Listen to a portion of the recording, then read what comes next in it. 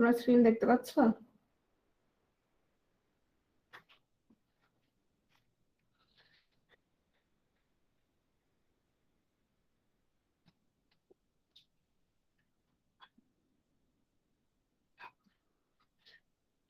আজকে আমাদের ক্লাস হচ্ছে পদ প্রকরণ নিয়ে। তো তোমরা দেখো সিলেবাসে আমাদের 9 নম্বরে দেখো আছে পদ। তো পদ থেকে তোমার যদি 35 থেকে এখন পর্যন্ত আমাদের 43 পর্যন্ত কয়টা বিসিএস হলো? তোমার 8টা বিসিএস, তাই না? এই 8টা বিসিএস এর মধ্যে তোমার পদ থেকে প্রশ্ন আসছে একটা, দুটো আর আরেকটা বিসিএস আসছে। টোটাল তোমার 3টা বিসিএস এর প্রশ্ন আসছে, বাকি 5টাতে প্রশ্ন তেমন ছিল না। হ্যাঁ, মানে প্রশ্ন একটু কম আসতে দেখা যায়। যেমন ধরো তোমার ধ্বনি বর্ণ, কিংবা ধরো প্রয়োগ অপপ্রয়োগ, বানান বাক্য শুদ্ধি, কিংবা ধরো সন্ধি সমাস থেকে যেমন অবশ্যই একটা দুটো প্রশ্ন থাকে। তো এরকম গত কয়েক বছরে পদ থেকে তোমার একটু প্রশ্ন কম ছিল। হ্যাঁ, তো কম থাকলেও আসতে তো পারে, যেহেতু 3টা তোমার আমাদের অবশ্যই কিসে আছে, সিলেবাসে অবশ্যই আছে। তাহলে আমাদের অবশ্যই পড়তে হবে। এবং প্রশ্নগুলো কেমন আসছে আমরা সেটা একটু দেখি। যেমন 36 বিসিএস যেটা আসছে যে নিচের কোনটি বিশেষ্য পদ, তার মানে তোমাকে 4টা শব্দ দেওয়া হয়েছে, সেই 4টা শব্দের মধ্যে কোনটা নাউন সেটা তোমাকে কি করতে হবে, সেটা তোমাকে দাগাতে হবে। হ্যাঁ, এই যে আমার চেনা লোক, এখানে এই যে চেনা শব্দটা এটা কোন পদ, তার মানে আমাদের পদ বের করতে দিয়েছে। সাধু ও চলিত ভাষার পার্থক্য কোন পদে বেশি পাওয়া যায়? হ্যাঁ, এটা তোমার পদ থেকে আসছে ধরতে পারো, অথবা ধরতে পারো তোমার ভাষা থেকেও আসছে বলতে পারো। তো দেখো পদ, পদ কি? পদ হচ্ছে বাক্যে ব্যবহৃত প্রতিটি শব্দকে আমরা কি বলি? প্রতিটি শব্দকে আমরা বলছি পদ। এটা নিয়ে আমি অনেকবার আলোচনা করেছি যে বাক্যে ব্যবহৃত প্রতিটি শব্দকে কেন পদ বলছি, শুধু শব্দকে কেন পদ বলছি না। কেন বলতো? এটা এই কয়েকবার বলা হয়েছে। তোমার কারক বিভক্তিতে বলেছি, প্রকৃতি প্রত্যয় যখন পড়িয়েছি তখনও বলেছি। এটার কারণ কি? বাক্যে যখন ব্যবহৃত হচ্ছে, হ্যাঁ ভেরি গুড নীলুফা ইয়াসমিন, বাক্যে যখন ব্যবহৃত হচ্ছে তখন শব্দের সাথে কি যুক্ত হচ্ছে? শব্দের সাথে তোমার বিভক্তি যুক্ত হচ্ছে। কেন? কারণ একটা শব্দের সাথে আরেকটা শব্দের কি করার জন্য? সংযোগ সাধনের জন্য। সংযোগ সাধনের জন্য তোমার বিভক্তিটা যুক্ত হচ্ছে এবং তখন সেটা পদে পরিণত হচ্ছে। তাহলে আমরা এটাও বলতে পারি যে বিভক্তিযুক্ত শব্দকে আমরা কি বলবো? আমরা পদ বলবো। তো আসো পদের প্রকারভেদ দেখো। আচ্ছা, এখানে আরেকটা কথা বলা হয়নি, সেটা হচ্ছে পদ প্রকরণটা। পদ প্রকরণ তোমার কোথায় আলোচনা করা হয়?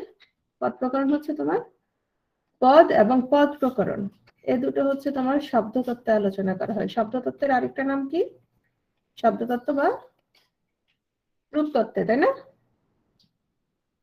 শব্দতত্ত্ব বা রূপতত্ত্বে আলোচনা করা হয়। আর হচ্ছে কিন্তু যদি আসে যে পদক্রম, মানে পদের ক্রম মানে বুঝছো তো, কোন পদের পরে কোন পদ বসে, অথবা পদ পরিবর্তন, এ দুটো যদি আসে সেক্ষেত্রে কোথায় হবে? যদি আলাদা করে উল্লেখ করে দেয় সেক্ষেত্রে হবে তোমার বাক্যতত্ত্ব। এটা মনে রাখবা। হ্যাঁ, তাহলে আমাদের পদ এবং পদ প্রকরণ কোথায় আলোচনা করা হয়? শব্দতত্ত্ব বা রূপতত্ত্বে। আর পদ পরিবর্তন এবং পদক্রম হচ্ছে তোমার বাক্যতত্ত্বে আলোচনা করা হয়। নেক্সট আসো, পদ প্রধানত কত প্রকার? যদি প্রধানত শব্দটা উল্লেখ করে সেক্ষেত্রে বলতে হবে 2 প্রকার। আর যদি প্রধানত উল্লেখ না করে সেক্ষেত্রে আমরা বলবো 5 প্রকার। যদি প্রধানত বলে সেক্ষেত্রে সে দুটো কি কি? সব্যয় এবং অব্যয় পদ। তো অব্যয় তো আমরা চিনি। হ্যাঁ, তাহলে সব্যয় বাকি আর কয়টা থাকে? বাকি আর 4টা থাকে। বিশেষণ, বিশেষণ, সর্বনাম, ক্রিয়া। ঠিক আছে? এখন আমাদের যে আলোচনা সেটা হচ্ছে এই 5টা নিয়েই আমরা আলোচনা করব। তো এই 5টাতে শেষ হয়ে গেলে আর ঝামেলা ছিল না। এই 5টার মধ্যেই আরো কি প্রচুর প্রকারভেদ আছে, সেগুলো নিয়ে পড়তে পড়তে আমাদের হ্যাঁ, নতুন বই নিয়ে এখন আর আলোচনা করছি না, এভাবেই পড়বো আমরা বিস্তারিত পড়ার জন্য। আচ্ছা, এখানে এটা ছিল পদ প্রকরণ। পদ এবং পদ প্রকরণ হচ্ছে ব্যাকরণের শব্দতত্ত্বে পদক্রম, তৎপরিবর্তন, বাক্যতত্ত্বে আলোচনা করা হয়। এখন আসো পদ নির্ণয়। ধরো তোমাকে একটা শব্দ দিল, ওই শব্দটা তোমার বাক্যে কিভাবে ব্যবহৃত হচ্ছে ওটার উপরে কি তোমার পদটা তোমার নির্ণয় করতে হবে। হ্যাঁ, যেমন তোমার হাতে কি, ডাকাত আমার সব হাতিয়ে নিয়েছে। এখানে সবগুলো শব্দ কিন্তু হাত। জঙ্গিরা হাত বোমা মেরে পালিয়ে গেল। ঠিক আছে, তাহলে এখানে আসো তো, তোমার হাতে কি, এখানে হাত কোন পদ মনে হচ্ছে? এখানে হাত হচ্ছে বিশেষ্য। হ্যাঁ, ডাকাত আমার সব হাতিয়ে নিয়েছে, হাতিয়ে নিয়েছে কি হবে? এখানে হাত কোন অর্থে ব্যবহৃত হয়েছে, কোন পদ এখানে হাতিয়ে নিয়েছে?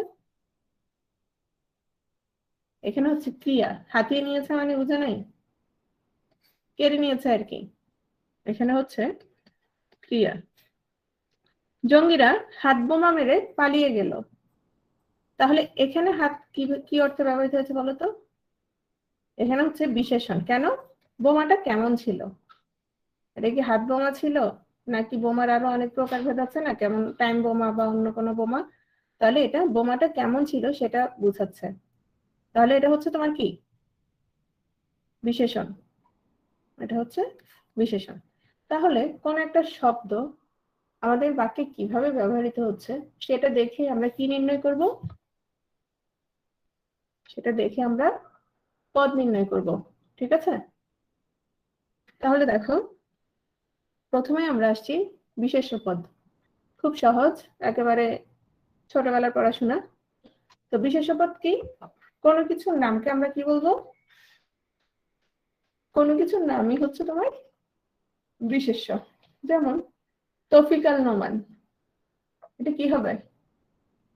অমিয় মাহমুদ, এগুলো হচ্ছে বিশেষ্য, কারণ এগুলো দিয়ে আমরা দুজন মানুষের নাম বুঝিয়েছি। তাহলে কোনো কিছুর নাম হচ্ছে বিশেষ্য যে পদ কোনো ব্যক্তি, বস্তু, প্রাণী, সমষ্টি, স্থান, কাল, ভাব, কর্ম, গুণ, প্রাণী বানানটা এখানে হয় নাই, রসইকার হবে, ইত্যাদির নাম বোঝায় তাকে বিশেষ্য পদ বলে। এখন আসো আমরা বিশেষ্য পদ কত প্রকার সেটা পড়বো, কারণ এখন পর্যন্ত আমরা যে দুই তিনটা প্রশ্ন আসছে দেখছি, ধরো কোনটা কোন পদ সেটা বলেছে, কিন্তু যদি আরো ভেতর থেকে আসে যে কোন বিশেষ্য, বুঝছো? কারণ দিনকে দিন কি হচ্ছে, দিনকে দিন প্রশ্ন আমাদের আরো ভেতর থেকে করা হচ্ছে। কোন বিশেষ্য? তাহলে দেখো আমরা কত প্রকার পেয়েছি বিশেষ্য? 6 প্রকার পেয়েছি। এই 6 প্রকার কি কি? নামবাচক, জাতিবাচক, বস্তুবাচক, সমষ্টিবাচক, ভাববাচক, গুণবাচক। এভাবে পড়লে মনে থাকবে না। কিভাবে মনে রাখবা দেখো, তুমি নিজেকে দিয়ে এই 6টা মনে রাখবা। কাকে দিয়ে? নিজেকে দিয়ে। কিভাবে নিজেকে দিয়ে মনে রাখবা? তোমার নাম দিয়ে। তোমার নাম কি? কি নাম তোমার? অমিয়। তোমার নাম হচ্ছে অমিয়, তাহলে এটা হচ্ছে নামবাচক। এরকম যত নাম আছে, রবীন্দ্রনাথ, নজরুল, সাত্তার, মাসুম, ঢাকা, দিল্লি, বাংলাদেশ, গীতাঞ্জলি, অগ্নিবীণা, বিশ্বনবী, সবগুলোই তাহলে কি হবে? সবগুলো হচ্ছে তোমার নামবাচক। সেটা যে কোনো কিছুর নাম হতে পারে, ব্যক্তির নাম, ভৌগোলিক নাম, ভৌগোলিক সংজ্ঞা হতে পারে, গ্রন্থের নাম হতে পারে, যে কোনো জিনিসের নাম। শেষ। তো তুমি তোমার নাম দিয়ে মনে রাখবা, গেল। তাহলে অমিয় কোন জাতি? এখন গাধা বা গরু জাতি মনে করলে আমার কিছু করার নাই। অমিয় কোন জাতি? ছেলে কেমনে জাতি? অমিয় হচ্ছে মানুষ, মানব জাতি। ঠিক আছে, অমিয় হচ্ছে কি?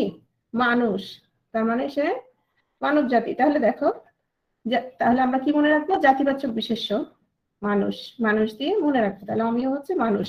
তাহলে এটা কি? আরেকজন এখানে প্রত্যয় নিয়ে আসছে, আহমেদ। জাতিবাচক বিশেষ্য, আজকে পদ পড়ো, প্রত্যয়ের দিন প্রত্যয় পড়িও। শোনো, জাতিবাচক বিশেষ্য দেখো মানুষ।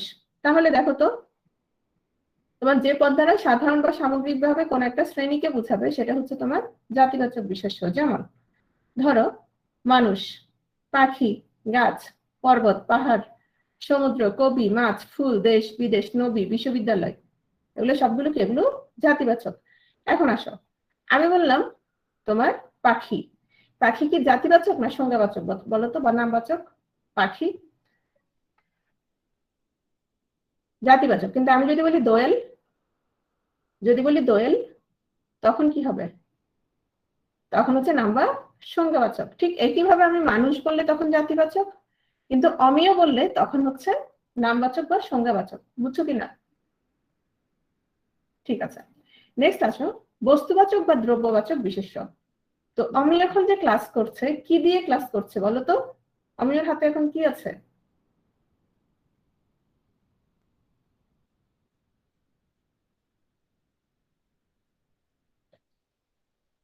অমিয়র হাতে এখন কি আছে? মোবাইল আছে। তাহলে মোবাইলটা কি বলো তো? মোবাইল বা কারো হাতে বই আছে, কলম আছে, হ্যাঁ, এগুলো সবগুলোই হচ্ছে তোমার বস্তুবাচক। তো বস্তুবাচক আর তোমার জাতিবাচকের পার্থক্য বিষয়টা খেয়াল করো। বস্তুবাচক তোমার বেশিরভাগ ক্ষেত্রে কি হবে? তোমার কৃত্রিম তৈরি জিনিস, যেমন বই, খাতা, কলম।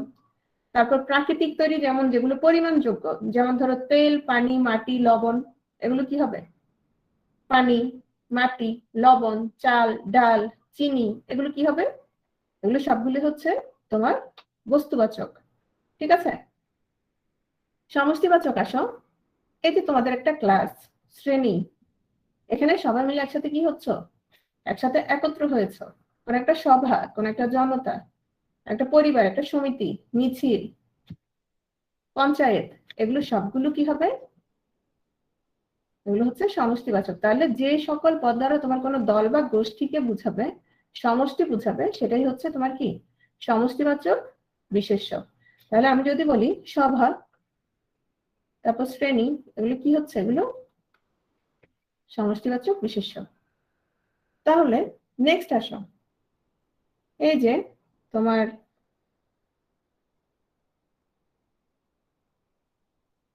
ভাববাচক বিশেষ্য। ভাববাচক বিশেষ্য গতকাল একটু করে বলেছিলাম কারকের সময়। ভাববাচক বিশেষ্য কি বলতো? তোমার এটা হচ্ছে তোমার কোন একটা ক্রিয়া বা কাজের নাম বুঝাবে, কোন একটা ক্রিয়া বা কাজের নাম বুঝাবে। কিরকম দেখো, ধরো এই যে তোমরা এখন কি করছো, অনেকে দেখা যাবে ক্লাস করতে করতে ঘুমাই যাবা, হ্যাঁ, শুয়ে যাবা। তাহলে যে শুয়ে যাওয়ার কাজটা, এটাকে আমরা কি বলবো? বা অনেকে শুয়ে শুয়ে ক্লাস করছে, এটাকে কি বলছি? এটাকে বলছি শয়ন। মোবাইলের দিকে তাকিয়ে আছো, তাহলে মোবাইলের দিকে তাকিয়ে থাকাটাকে কি বলবো? তাকিয়ে থাকার কাজটার নাম কি? দর্শন। হ্যাঁ, খাবার কাজটার নাম কি? ভোজন। তাহলে গমন, দর্শন, ভোজন, শয়ন, চলন, পঠন, জাগরণ, এগুলো সবগুলো কি হবে? এগুলো সবগুলোই হচ্ছে তোমার ভাববাচক বিশেষ্য। গুণবাচক বিশেষ্য কি? যেটা অ্যাবস্ট্রাক্ট নাউন আমরা যেটাকে বলি। যেমন ধরো তোমরা এখন অনেকে ক্লাস করে কি হচ্ছ? বিরক্ত হচ্ছ, অনেকে আনন্দ পাচ্ছ, হ্যাঁ, অনেকে শান্তি পাচ্ছ, আবার অনেকে শাস্তি পাচ্ছ। তাহলে যে শাস্তি, আনন্দ, তৃপ্তি, ইচ্ছা, ক্ষমা, দুঃখ, পাপ, মধুরতা, এগুলো একটাও কি তুমি দেখতে পাচ্ছ? দেখতে পাচ্ছ না। এগুলো সবগুলোই কি? এগুলো বেশিরভাগ মনোগত ভাব বা গুণগত বৈশিষ্ট্য। তাহলে এগুলো হচ্ছে তোমার কি বৈশিষ্ট্য? কি বিশেষ্য? গুণবাচক বিশেষ্য। যেমন তোমরা এখন কোন সময়ে আছো, কি অতিক্রম করছো? তাহলে এখানে যৌবন কি হবে? যৌবন অবশ্যই গুণবাচক বিশেষ্য, তাই না? তাহলে সুখ, শান্তি, তৃপ্তি, ইচ্ছা, এগুলো সবগুলি হচ্ছে তোমার গুণবাচক বিশেষ্য। তাহলে আমরা এক কথায় কিভাবে মনে রাখতে পারি? এই 6টা নাম কিভাবে মনে রাখতে পারি বলতো? প্রথমেই মনে রাখবো আমাদের নিজেদের নাম দিয়ে, নামবাচক বা সংজ্ঞাবাচক। আমরা কি? মানুষ জাতি, এভাবে মনে রাখবো। আমরা এখন কি করছিলাম? আমরা এখন সব একটা শ্রেণীতে মানে ক্লাস করছি, তাহলে আমরা সেটা কি? সেটা ছিল তোমার সমষ্টিবাচক। আমাদের হাতে কি ছিল? মোবাইল। তো মোবাইলটা একটা কি? তোমার বস্তু বা দ্রব্যবাচক। বস্তু বা দ্রব্যবাচক। তারপরে আমরা যে মোবাইলের দিকে তাকিয়ে আছি, তাকিয়ে থাকাটার নাম কি ছিল? দর্শন, দেখা। তাহলে এটা ছিল কি?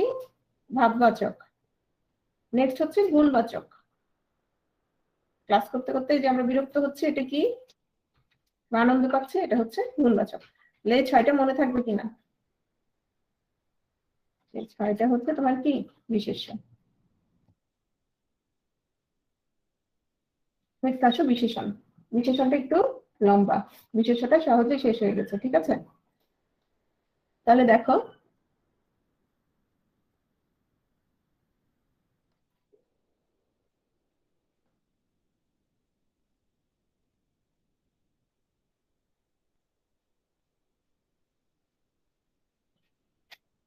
বিশেষণটা দেখো, যে পদ বিশেষ্য, সর্বনাম, ক্রিয়াপদের দোষ, গুণ, অবস্থা, সংখ্যা, পরিমাণ ইত্যাদি প্রকাশ করে তাকে আমরা কি বলবো? তাকে আমরা বিশেষণ বলবো। আবার দেখো, বিশেষ্য, সর্বনাম, ক্রিয়াপদের কি কি করবে? দোষ, গুণ, অবস্থা, সংখ্যা, পরিমাণ ইত্যাদি প্রকাশ করবে। মোট কথা, যে পদটা তোমার অন্য পদের কি কি করবে, অন্য পদের যে কোনো অবস্থা প্রকাশ করবে, সেটাই হচ্ছে তোমার বিশেষণ পদ। যেমন দেখো, তাহলে বিশেষণ কি করবে? অন্য পদ সম্পর্কে আমাদের ধারণা দিবে যে সেই পদটা কেমন, হ্যাঁ, সেটাকে বিশেষিত করবে। তাহলে দেখো তো, সফেদ দেয়াল, দেয়ালটা কেমন? সাদা। শান্ত ফটোগ্রাফ, ফটোগ্রাফটা কেমন? শান্ত। অতিথি, অতিথি কেমন? জিজ্ঞাসু। ছেলে, ছেলেটা কেমন? ছোট। কণ্ঠস্বর, কণ্ঠস্বর কেমন? নিস্পৃহ। 3টি বছর, এই 3টি কিন্তু কয়টা বছর সেটাই বুঝাচ্ছে, তাহলে এটা কি? এটা সংখ্যাবাচক বিশেষ্য তোমার 3টি বছর। রুক্ষ চর, চরটা কেমন? রুক্ষ। চোখ, চোখ হচ্ছে কেমন? প্রশ্নাকুল। শোক কেমন? ক্ষীয়মান। তাহলে এগুলো কি সহজে হয়ে গেল বলা। তাহলে এই বলাটা কেমন ছিল? সহজ ছিল। এগুলো সবগুলো হচ্ছে তোমার কি বিশেষণ। বিশেষণ পদ কত প্রকার? 2 প্রকার, নাম বিশেষণ এবং ভাব বিশেষণ। নাম বিশেষণ দেখো, নাম বিশেষণ হচ্ছে তোমার যে বিশেষণ পদ কোনো বিশেষ্য বা সর্বনামকে, আচ্ছা বিশেষ্যকে তোমার বিশেষিত করা, সর্বনামকে করা একরকম না। ধরো আমি বললাম, ধরো কেয়া খুব ভালো, তো কেয়া না বলে শেষে বললাম সে খুব ভালো। একই কিনা? বুঝছো বিষয়টা? কারণ বিশেষ্যের পরিবর্তেই তো কোনটা ব্যবহৃত হচ্ছে? সর্বনামটা ব্যবহৃত হচ্ছে। তাহলে নাম বিশেষণ আমরা কাকে পাচ্ছি? বিশেষ্য এবং সর্বনামকে, এ দুটোকে বিশেষিত করবে। তাহলে বিশেষ্যের বিশেষণ দেখো তো, নীল আকাশ আর সবুজ মাঠের মাঝ দিয়ে একটি ছোট্ট পাখি উড়ে যাচ্ছে। এখানে আকাশটা কি? আকাশ, মাঠ, পাখি, এগুলো সবগুলো কি বলতো?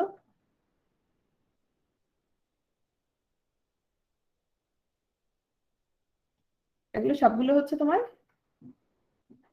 বিশেষ্য। একইভাবে সর্বনামের বিশেষণ, যেমন সে রূপবান ও সে গুণবান। তাহলে এই যে রূপবান এবং গুণবান, এই দুটো দিয়ে কাকে মডিফাই করলাম আমরা? কাকে বিশেষিত করেছি? সে। তাহলে সেটা কি? সেটা সর্বনাম, কারণ নামের পরিবর্তে বসেছে, কারো নামের পরিবর্তে বসেছে। তাহলে এটা আমরা কি বিশেষণ ছিল বলতো? এটা কোন বিশেষণ ছিল? নাম বিশেষণ ছিল। তাহলে নাম বিশেষণে যদি আমরা তোমার বিশেষ্য এবং সর্বনাম পাই, তাহলে আর 3টা কি কি ছিল বলতো? আর 3টা, আর 3টা বিশেষ্য সর্বনাম বাদে বাকি 3টা সে নিজেও কিন্তু ছিল, মানে বিশেষণও ছিল, ছিল না? বিশেষণ নিজেও ছিল, ক্রিয়া ছিল, অব্যয় ছিল, সাথে আরেকটা যুক্ত হবে, সেটা হচ্ছে বাক্য। যে বিশেষণ পদ বিশেষ্য এবং সর্বনাম পদ ছাড়া অন্য কোনো পদকে বিশেষিত করে, অর্থাৎ অন্য কোনো পদ সম্পর্কে কিছু বলে, তাকে ভাব বিশেষণ বলে। তাহলে ভাব বিশেষণ দেখো 4 প্রকার কি কি? আমরা 3টা তো পেয়ে গেছি, ক্রিয়া, বিশেষণ এবং অব্যয়। বিশেষণ কিন্তু সে নিজেও আছে। আর একটা থাকে, সেটা হচ্ছে বাক্যের বিশেষণ। তাহলে সহজ না? ক্রিয়া বিশেষণ মানে কি? তাহলে সে কাকে তোমার বিশেষায়িত করবে? কাকে বিশেষায়িত করবে? ক্রিয়াকে। বিশেষণ কাকে বিশেষায়িত করবে? বিশেষণকে। অব্যয়ের বিশেষণ কাকে বিশেষায়িত করবে? অব্যয়কে। বাক্যের বিশেষণ বাক্যকে করবে। যেমন দেখো, ক্রিয়া বিশেষণ। ধরো আমি এখন ক্লাস নিচ্ছি, ক্লাস নেওয়াটা কাজ কিনা? ক্লাস নেওয়াটা কাজ কিনা? ক্লাস নেওয়াটা কাজ। এখন আমি বললাম যে আমি দ্রুত ক্লাস নিচ্ছি। এই যে দ্রুত বলছি, এটা কাকে বিশেষায়িত করেছে? ক্রিয়াকে না? যদি ক্রিয়াকে করে থাকে তাহলে এটা, এই দ্রুত শব্দটা তাহলে কি বিশেষণ হবে? দ্রুত শব্দটা ক্রিয়া বিশেষণ হবে। তাহলে ধীরে ধীরে বায়ু বয়, এখানে এই যে বায়ু বওয়ার কাজটা, হ্যাঁ, সেটা কিভাবে হচ্ছে? সেটা ধীরে ধীরে হচ্ছে। তাহলে এখানে ধীরে ধীরে কি হবে? এখানে ধীরে ধীরে হচ্ছে তোমার কি বিশেষণ? ধীরে ধীরে হচ্ছে তোমার ক্রিয়া বিশেষণ। ঠিক আছে? তাহলে আমাকে বলো, যেমন ধরো কাজটি ভালোভাবে সম্পন্ন হয়েছে, এখানে ক্রিয়া বিশেষণ কোনটা? কাজটি ভালোভাবে সম্পন্ন হয়েছে। ভালোভাবে, হ্যাঁ, ভেরি গুড। কে যেন গুনগুনিয়ে গান গাচ্ছিল।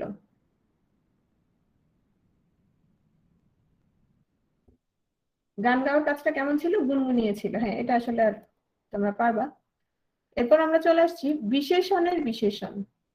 বিশেষণের বিশেষণ মানে কি? বললো সে ব্যাকরণে ভালো, বা সমাসে অনেক কি ভালো। দেখো তো, ব্যাকরণে ভালো, ভালোটা কি বলো তো? ভালোটা কি? ভালো বিশেষণ। এখন এই বিশেষণে আমি বললাম খুব ভালো, অতিরিক্ত ভালো, সেই ভালো, এগুলো কি হবে তাহলে? এই খুবটা তাহলে কি? খুব হচ্ছে তোমার বিশেষণের বিশেষণ। ঠিক আছে? তাহলে দেখো, কোন বিশেষণ যদি অন্য কোনো একটি বিশেষণকে বিশেষায়িত করে তাকে কি বলে? বিশেষণের বিশেষণ বলে। হ্যাঁ, ডাবল বিশেষণ। সামান্য একটু দুধ দাও। তোমার একটু দুধ দাও যখন হতো, তাহলে একটুটাই কি ছিল? বিশেষণ ছিল। সেটার সাথে আবার সামান্য যোগ করছে, মানে কি? বিশেষণের বিশেষণ।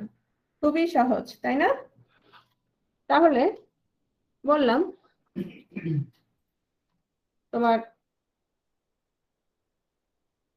এটার একটা উদাহরণ দাও তাহলে।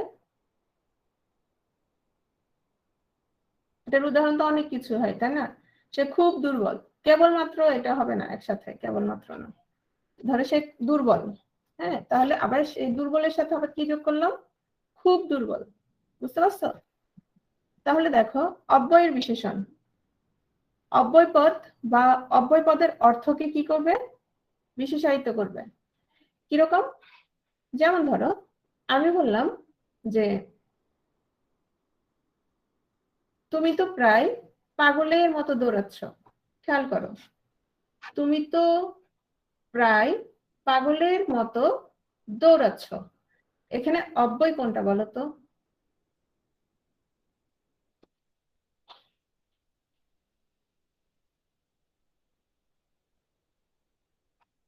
না, প্রায় অব্যয় না। আবার খেয়াল করো। আচ্ছা, আমি তুমি তুমি এগুলো বাদ দিয়ে আমি বললাম যে পাগলের মতো দৌড়াচ্ছ। পাগলের মতো দৌড়াচ্ছ। হ্যাঁ, তাহলে এখানে অব্যয় কোনটা? অব্যয় হচ্ছে মতো। তো আমি বললাম যে তুমি তো প্রায় পাগলের মতো দৌড়াচ্ছ, মানে আমি বুঝালাম যে সে কিসের মতো? প্রায় পাগলের মতো। তাহলে এখানে এই প্রায়টা কি হচ্ছে বলতো? অব্যয়ের বিশেষণ কিনা?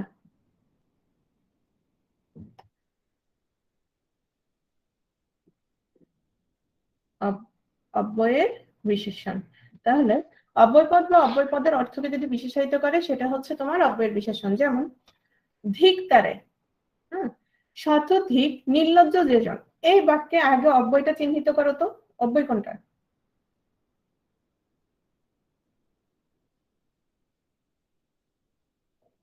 ধিক্কারে শতধিক নির্লজ্জ যেজন।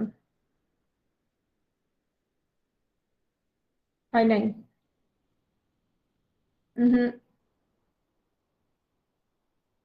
ধিক, ধিক হচ্ছে এখানে অব্যয়, তাহলে সেই ধিককে তোমার কি বলছে, শতধিক।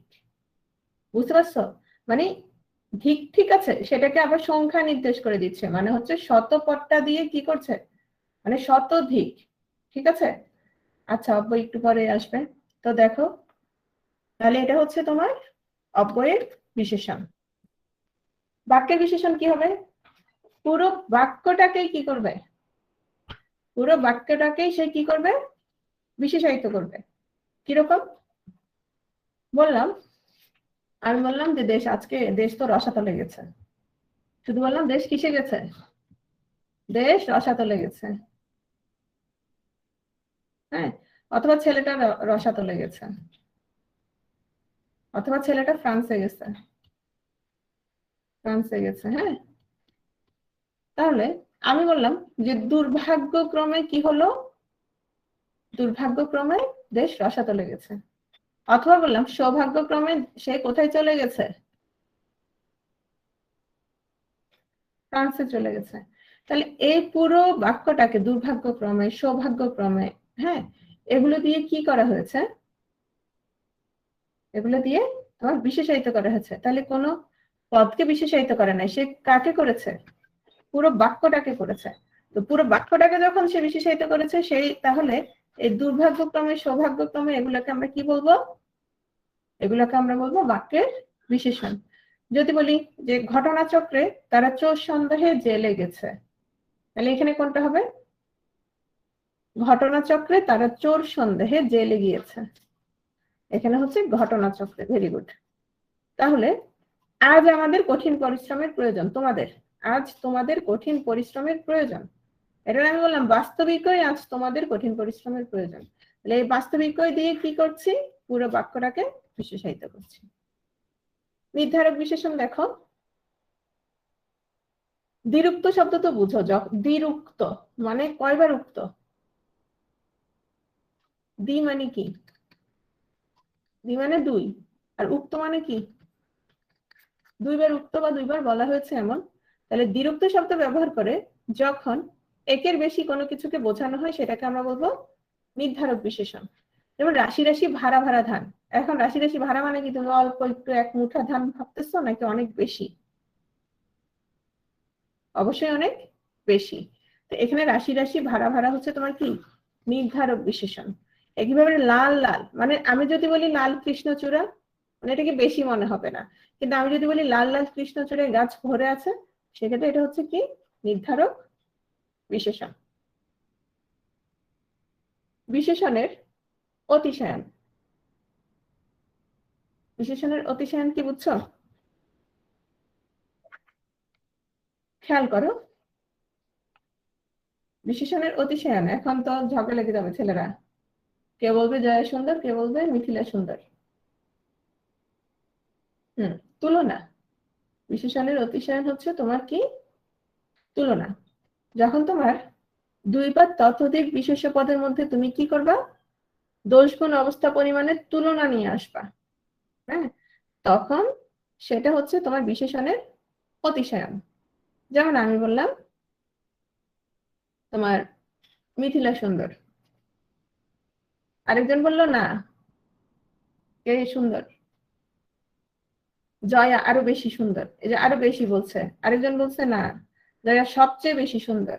তাহলে এই যে সবচেয়ে, আরো বেশি, হ্যাঁ, তারপরে এই যে এগুলো বলছে, বা একজন বললো যে যমুনা হচ্ছে দীর্ঘ নদী, আরেকজন বলছে যে পদ্মা হচ্ছে দীর্ঘতর, আর মেঘনা হচ্ছে দীর্ঘতম।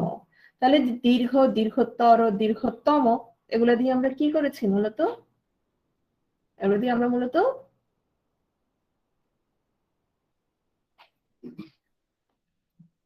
অতিশয়ন, হ্যাঁ, এগুলো দিয়ে আমরা তুলনা করেছি। তাহলে দেখো, বিশেষণ পদ যখন দুই বা ততোধিক বিশেষ্য বা সর্বনাম পদের মধ্যে তুলনা বোঝায়, তখন তাকে বিশেষণের অতিশয়ন বলে। বিশেষণের অতিশয়ন অর্থাৎ বাংলায় অতিশয়নের জন্য যে শব্দগুলো ব্যবহার করা হয়, খেয়াল করো, বাংলায় অতিশয়নের জন্য যে শব্দগুলো ব্যবহার করা হচ্ছে, সেগুলো দুই রকম আছে। একটা হচ্ছে বাংলা শব্দের আছে বা তদ্ভব শব্দের অতিশয়ন, আর একটা হচ্ছে তৎসম শব্দের অতিশয়ন। মানে তোমাদেরকে কোন জিনিসটা ছাড়বে না কোনোভাবেই, বলো তো? কোন জিনিসটা থেকে তোমার কোনোভাবেই মুক্তি পাবে না? সেটা হচ্ছে তৎসম। হ্যাঁ, তাহলে দেখো,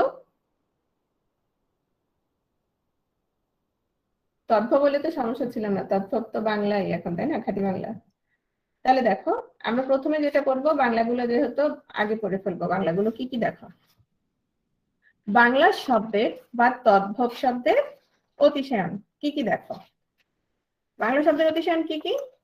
দুইয়ের মধ্যে অতিশায়ন বোঝাতে চাইতে, হইতে, হতে, থেকে, চেয়ে, অপেক্ষা ইত্যাদি ব্যবহৃত হয়। এগুলো কোনগুলো?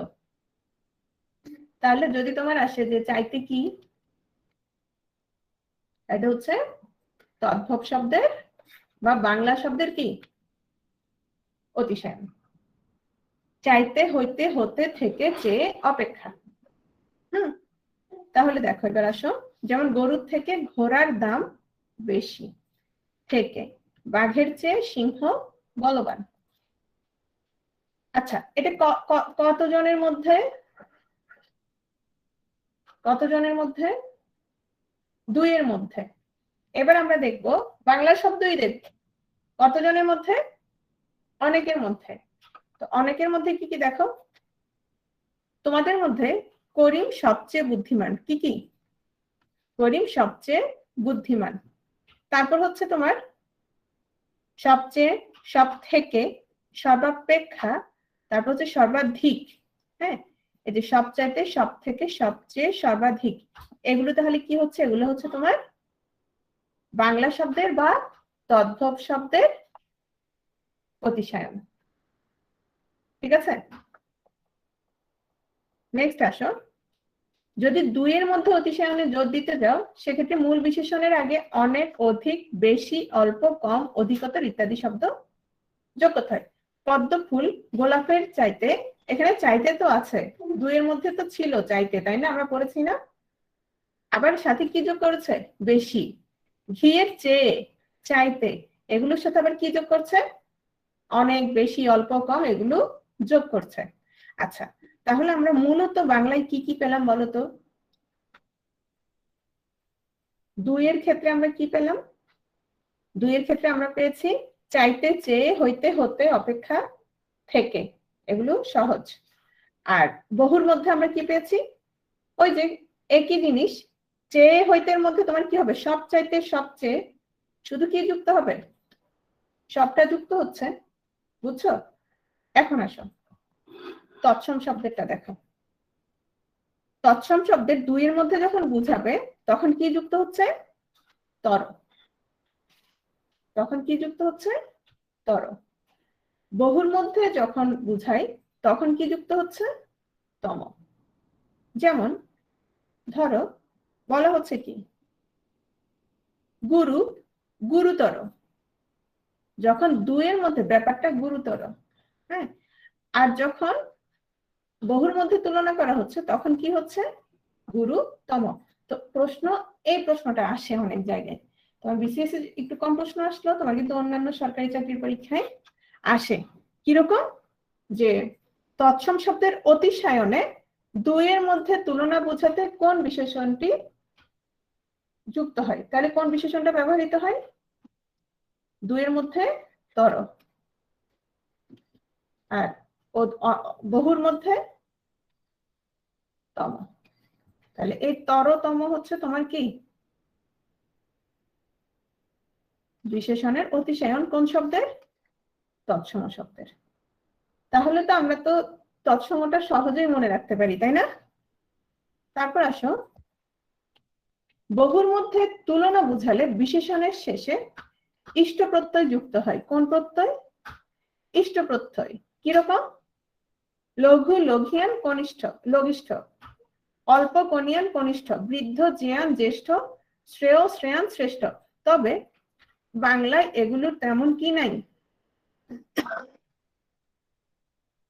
বাংলায় এই শব্দগুলোর তেমন ব্যবহার নাই। শুধু যেটা মনে রাখবা, শুধু যেটা মনে রাখবা সেটা হচ্ছে বহুর মধ্যে তুলনা বুঝালে তৎসম শব্দের অতিশায়নের মধ্যে তোমার যদি বহুর মধ্যে তুলনা বোঝায় কোন প্রত্যয় যুক্ত হয়, যদি এই প্রশ্নটা আসে, ধরো তোমাকে কয়েকটা প্রত্যয় দিয়ে দিল, তখন তোমার কোনটা মনে রাখবা? ইষ্ট প্রত্যয়। এটা তো তোমার এখানে দেখলেই বোঝা যাচ্ছে, তাই না? লঘিষ্ঠ, কনিষ্ঠ, জ্যেষ্ঠ, শ্রেষ্ঠ, তাহলে ইষ্ট প্রত্যয়টা যুক্ত হবে। তাহলে আমাকে বলো তো, আমরা যখন, খেয়াল করো সবাই, কেউ কি ঘুমাই গেছো আজকে? গতকাল বিশাল লম্বা ক্লাস ছিল, শেষ পর্যন্ত অনেকে ছিল, মানে 100 জন ছিল প্রায়। ঘুমায়ও না কেউ। তাহলে আমাকে বলো তো, বাংলা শব্দের অতিশয়নে দুইয়ের মধ্যে কি কি ব্যবহার হয়? কোন বিশেষণগুলো দুইয়ের মধ্যে? না, মেহেজাবিন না, জাওয়াদ। জাওয়াদ, খেয়াল করো, আমি বাংলা শব্দ বলেছি, বাংলা শব্দ বলেছি। বাংলা শব্দ যদি হয় তখন দুইয়ের মধ্যে হচ্ছে তোমার চাইতে, চেয়ে, হতে, হতে, অপেক্ষা, এগুলো। আর যদি সেটা বহুর মধ্যে হয়, জাস্ট সেটার সাথে কি যুক্ত হবে? সব যুক্ত হবে, সর্বাপেক্ষা, সব চাইতে, সব থেকে, সর্বাধিক, তাই তো, এগুলো। তাহলে আমাদের বাংলাটা আসলে তেমন দরকারই নাই। আমরা তৎসমটা খুবই সহজ। তৎসমটা আমাদের দুইয়ের মধ্যে কি হবে? দুইয়ের মধ্যে তর, আর বহুর মধ্যে তম, শেষ। বহুর মধ্যে তম। আর তৎসম শব্দের অতিশয়নে যখন বহুর মধ্যে তুলনা বুঝাবে, কোন প্রত্যয়টা ব্যবহৃত হবে? কোন প্রত্যয়টা? ইষ্ট প্রত্যয়। কিভাবে ইষ্ট প্রত্যয়? লঘিষ্ঠ, কনিষ্ঠ, জ্যেষ্ঠ, শ্রেষ্ঠ, শেষ। তাহলে আমাদের বিশেষণের অতিশয়ন থেকে, যদি অতিশয়নের আছে এই কতটুকু, এই ছোট্ট এই অল্পটুকু, তো এখান থেকে তোমাদের যদি কোনো প্রশ্ন আসে, এভাবে আসতে পারে যে কোনটি তৎসম শব্দের অতিশয়ন। হ্যাঁ, তো কোনটি তৎসম শব্দের অতিশয়ন দেখা গেল, তোমাকে এভাবে দিল যে চেয়ে, হতে, তারপর ধরো সব থেকে, তারপর ধরো তোমাকে দিল তর। কোনটা? অবশ্যই তর। অথবা আবার এভাবেও দেয় যে নিচের কোনটি বহুর মধ্যে ব্যবহৃত অতিশয়ন। ধরো দিল তর, তম, হতে, সরি, চেয়ে, চাইতে, কোনটা হবে? অবশ্যই তম হবে। ঠিক আছে, শেষ। আচ্ছা, সর্বনাম পদে চলে আসছি। খেয়াল করো, বিশেষ্য পদের পরিবর্তে যে পদ ব্যবহৃত হয় তাকেই আমাদের সর্বনাম পদ বলে। এটা একদমই সহজ। বাংলাদেশ অত্যন্ত সুন্দর একটি দেশ। তারপর আমি আবার বললাম, বাংলাদেশ যেমন সুন্দর, বাংলাদেশের মানুষগুলো তেমনি ভালো, খুব বেশি ভালো, তাই না? তারা এতটাই ভদ্র মার্জিত যে তাদের কাছে ভিখারি ভিক্ষা চাইতে আসলে তারা তাদের বিতাড়িত করে না। দেখো তো, আমি যদি বাংলাদেশের মানুষগুলোর ক্ষেত্রে তারা বলতে না পারতাম, তাহলে আমার কি করতে হইতো বলো তো? যদি তারা বলতে না পারতাম,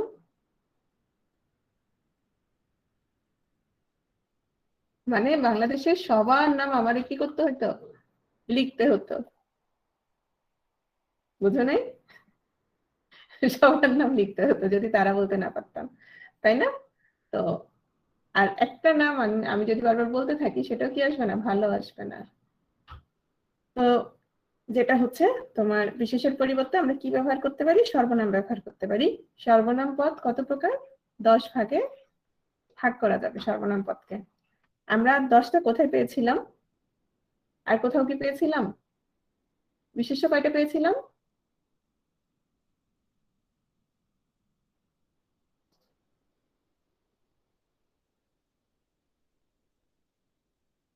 বিশেষ্য হচ্ছে 6টা পেয়েছিলাম। এখন আসো সর্বনাম 10 প্রকার কি কি একটু খেয়াল করো। একটা প্রশ্ন এরকম আসছিল তোমার, মেবি শিক্ষক নিবন্ধন বা অন্য কোথাও, হ্যাঁ, বা অনেক কিছুতেই আসে সর্বনামের থেকে। কিরকম? নিচের কোনটি আত্মবাচক সর্বনাম, বুঝছো? অথবা নিচের কোনটি সাকল্যবাচক সর্বনাম। তাহলে খেয়াল করো, সেই 10 প্রকারটাই আমরা দেখবো। এখানে আর তেমন কিছু নেই। এই 10 প্রকার থেকে তোমার কি আসতে পারে? প্রশ্ন আসতে পারে। এজন্য একটু ভালো করে খেয়াল করো। তুমি যদি একটু বুঝে পড়ো বা শব্দগুলো বুঝে যাও তাহলে তোমার আর সমস্যা হবে না। ব্যক্তিবাচক বা পুরুষবাচক, হ্যাঁ, এই ক্ষেত্রে তোমার কি কি দেখো তো, যেমন ধরো বক্তা, শ্রোতা বা অন্য কেউ, যে কেউ হতে পারে। আমি, আমরা, তুমি, তোমরা, সে, তারা, তাহারা, তিনি, তারা, এরা, ও, ওরা। তাহলে এগুলো হচ্ছে ব্যক্তিবাচক বা পুরুষবাচক। আত্ম, আত্ম মানে কি? আত্ম মানে নিজ, আত্ম মানে হচ্ছে নিজ। তাহলে আত্মবাচক যদি হয় তাহলে কি কি হবে? অর্থাৎ নিজেই যখন কোনো কাজ করবে, হ্যাঁ, তো সেই ভাবটা যদি তোমার জোর দিয়ে বোঝায় তখন সেটা কি হবে? সে তখন আত্মবাচক সর্বনামটা ব্যবহার হবে। আত্মবাচক সর্বনাম কিরকম? স, যদি স বলে সটাও কি হবে? আত্মবাচক সর্বনাম। স, স্বয়ং, নিজ, খোদ, আপনি। ঠিক আছে? সামীপ্য মানে কি বলতো? সামীপ্য কাছের বা নিকটের, তাই না? কাছের বা নিকটের, হ্যাঁ। তাহলে কাছের বা নিকটের, আমি বললাম এই, এখন ধরো আমি ঢাকায়, এখানে আমার বাসায় বসে আছি, একজন ধরো চিটং বসে আছে, আমি বলবো এই, বলবো? অথবা আমার সামনে না থাকলে আমি বলবো যে ইনি, ইনি।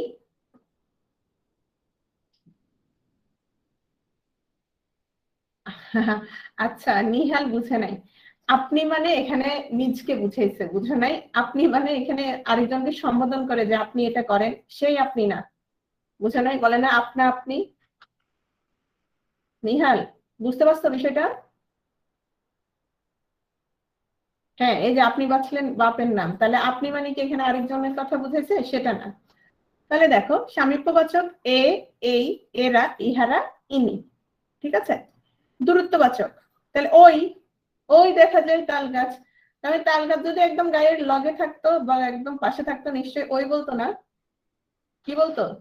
এই যে এই বলতো তখন, ওই নিশ্চয় আর বলতো না, ওই সব, সব। সাকল্য মানে কি? সাকল্য মানে সামগ্রিক একটা বিষয়, ঠিক আছে? সামগ্রিক যখন বোঝাবে, সব, সকল মিলেই যখন বুঝাবে, সবকিছু মিলেই বুঝাবে, তখন সেটা হচ্ছে সাকল্যবাচক। তাহলে সব, সকল, সমুদয়, তাবৎ। তাবৎ সম্পত্তি বলে না, মানে সকল সম্পত্তি। প্রশ্নবাচক কে, কি, কি, কোন, কাহার, কার, কিসে, এগুলো দেখলেই কি বোঝা যাবে? প্রশ্নবাচক। অনির্দিষ্টতা জ্ঞাপক, বললো কে করেছে এই কাজটা, বলে কেউ একজন করছে আর কি, কেউ। তাহলে কে নির্দিষ্ট করে দিয়েছে?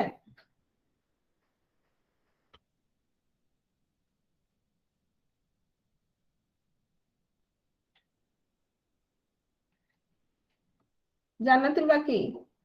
আচ্ছা, আচ্ছা বলছি, একটু পরে বলছি, দাঁড়াও। কোন, কেহ, কেউ, কিছু, এগুলো হচ্ছে তোমার অনির্দিষ্টতা জ্ঞাপক।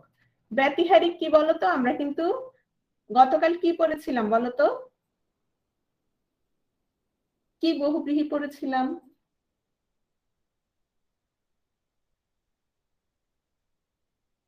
ব্যতিহার, হ্যাঁ। ব্যতিহার বিষয়টা কি? ব্যতিহার মানে হচ্ছে তোমার পারস্পরিক, মানে সেখানে তোমার দুপক্ষ লাগবে, হ্যাঁ। পারস্পরিক, সেটা হচ্ছে তোমার কি লাগবে? দুপক্ষের সহযোগ লাগবে, বা তোমার কি পারস্পরিক নির্ভরতা লাগবে। ব্যতিহার মানে হচ্ছে তোমার কি লাগবে? দুইটা পক্ষ লাগবে।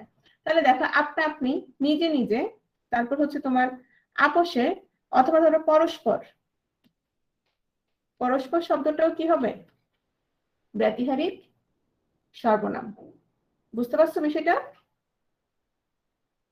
সংযোগ জ্ঞাপক যে, যিনি, যাহারা। যে, যিনি, যাহারা মানে কি দেখো সংযোগ জ্ঞাপক। তারা কি করে? দুটো বাক্যে সংযোগ ঘটাবে। যেমন দেখো, স্টেশনে এসে দেখি যে ট্রেনটা চলে গেছে। তাহলে এই যে স্টেশনে এসে দেখি যে, স্টেশনে, আপোষে বুঝো না? আচ্ছা বলতেছে, স্টেশনে এসে দেখি যে ট্রেন কি করেছে? তারে ছেড়ে চলে গেছে, ট্রেন ছেড়ে চলে গেছে। এই যে দেখি যে, এই দুটো বাক্যের মধ্যে কি করেছে? সংযোগ স্থাপন করেছে। ঠিক আছে? অন্যাদিবাচক, অন্য, অপর, পর। তাহলে আমাকে বলো তো, আমি বললাম নিজ বা নিজে বা স্বয়ং, এগুলো কি বাচক?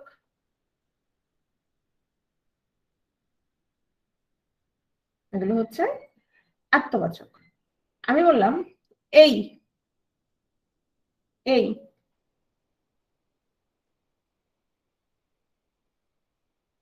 এই কি হবে?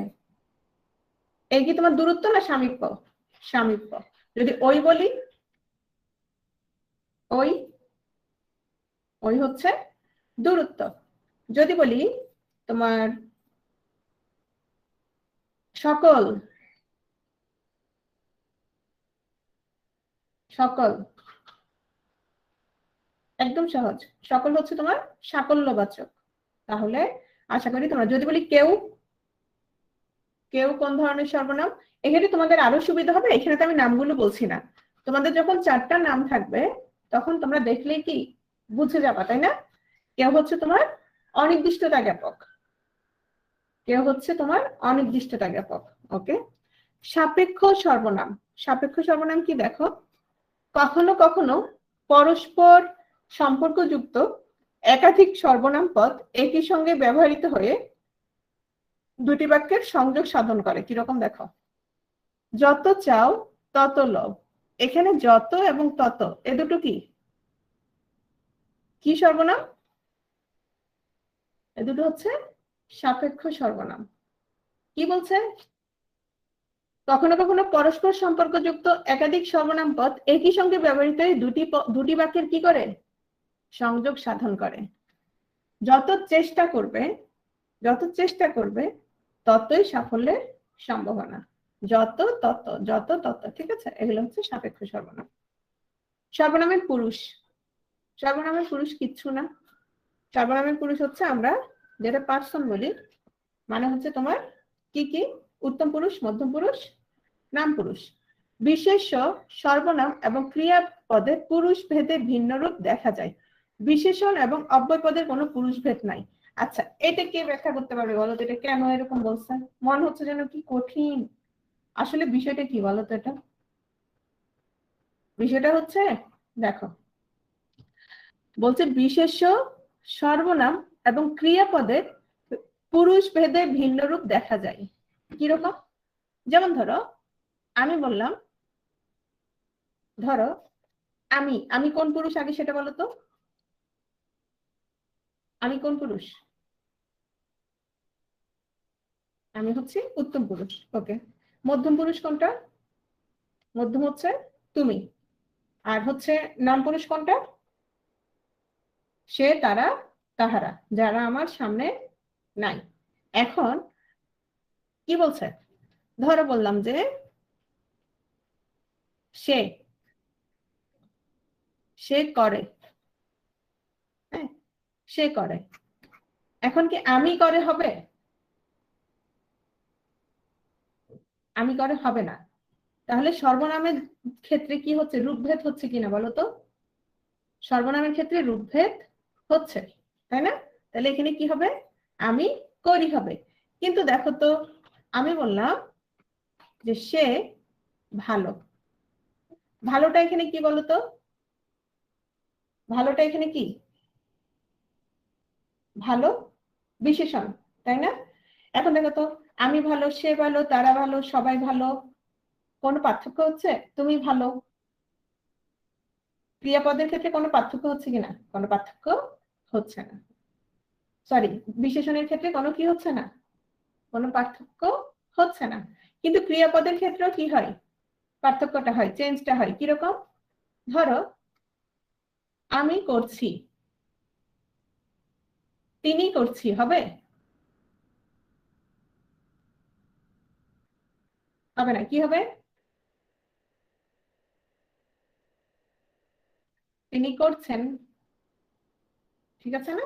তাহলে দেখো, পুরুষ 3 প্রকার, উত্তম, মধ্যম, নাম পুরুষ, এটার আর দরকার নাই। অব্যয় দেখো, আমরা কি করেছিলাম, যার কোনো কি নাই, যার কোনো ব্যয় নাই। অব্যয় শব্দকে ভাঙলে পাওয়া যায় ন ব্যয়, মানে যার কোনো কি নেই, ব্যয় নেই। তাহলে আসো আমরা অব্যয় নিয়ে একটু পড়াশোনা করি। অব্যয় থেকে অনেক সময় প্রশ্ন আসে বিভিন্ন পরীক্ষায়, একটু খেয়াল করবা। মূলত যেটা হয় সেটা হচ্ছে তোমার অব্যয়ের সাথে কি যুক্ত হয় না, কোন রকম বিভক্তি যুক্ত হয় না। অব্যয়ের সাথে কোন রকম কি হয় না, বিভক্তি যুক্ত হয় না। যেমন আমরা বললাম এবং, ও, যথা, কিন্তু, এগুলোর সাথে কি কোনো বিভক্তি যুক্ত হয়? কিন্তুর, এবং এর, যথার, এরকম কোনো কিছু হয়?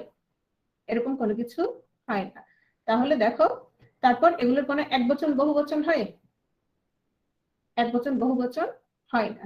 এবং এগুলোর কোনো স্ত্রী বা পুরুষবাচকতা নেই।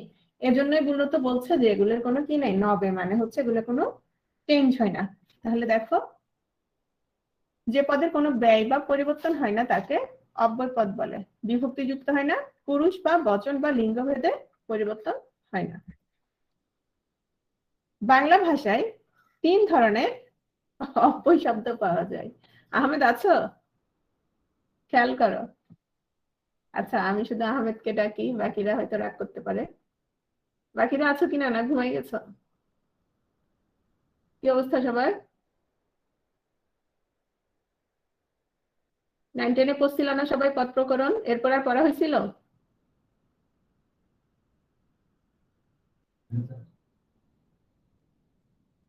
আর পড়ো নাই না? সহজ না পদ? সহজ না? কি মনে হয়? কঠিন কিছু নাই, তাই না? আচ্ছা, সাদিয়া স্টুডেন্টকে রিডিং পড়াইছে। হ্যাঁ, এখানে কঠিন কিছু নাই, তাই না? দেখো, একটু খেয়াল করো। এখানে তুমি যদি, এখানে কি বলছে, বাংলা ভাষায় 3 ধরনের অব্যয় শব্দ পাচ্ছি আমরা। সেই 3 ধরনের কি কি দেখো তো। সেই 3 ধরনের হচ্ছে বাংলা, তৎসম, বিদেশি। তা আমরা যেটা করব, তৎসমটা বাদ। বাদ মানে কিছু না, আমরা বাংলাটা আর বিদেশিটা মনে রাখবো। বাংলাটা আর বিদেশিটা মনে রাখলে তাহলে বাংলা বিদেশি বাদে বাকিগুলো কি, বাকিগুলো হচ্ছে তোমার তৎসম অব্যয় শব্দ। তাহলে একটু খেয়াল করো, বাংলা হচ্ছে 4টা, সরি 5টা, ঝামেলা শেষ। কি কি? ধরো তোমরা প্রেম করলে কি হয়, একজনকে প্রপোজ করলে কি হবে, হয় হ্যাঁ বলবে অথবা কি করবে, অথবা না বলবে। মাঝামাঝি কিছু, আবার অবশ্য মাঝামাঝিও কিছু আছে, সেটা বাদ। তাহলে হ্যাঁ অথবা না। যদি না বলে তাহলে তুমি আবার কি করবা, তাহলে তুমি আবার কি করবা তাকে, হ্যাঁ অনেকে ঝুলে রাখে, এটা আলাদা একটা মজা। দেখো আবার কি করবে, আবার হচ্ছে প্রপোজ করবা, তাই না? হ্যাঁ, আবার পটানোর চেষ্টা করবা। তাহলে দেখো তো, শেষে আবার যদি সে আর না পটে তাহলে আর করবা না। আর কি করবা না, আর দরকার নাই, আরেকজনের পিছনে ট্রাই করবা। তাহলে দেখো, হ্যাঁ না, আর আবার ও, হ্যাঁ না, আর আবার ও, এই 5টা কি, বাংলা অব্যয়। এই 5টা হচ্ছে বাংলা অব্যয়।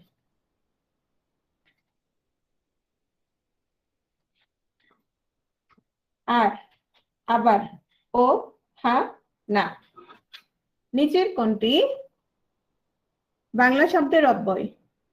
এখান থেকে যে কোনো একটা থাকতে পারে, ঠিক আছে?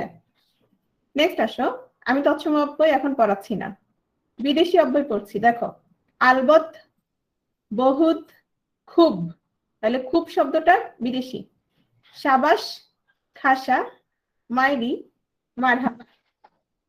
তাহলে দেখো, মারহাবা প্রথমে মনে রাখবা কি, মারহাবা, মারহাবা দিয়ে মনে রাখবা। তারপর কি দেখো তো,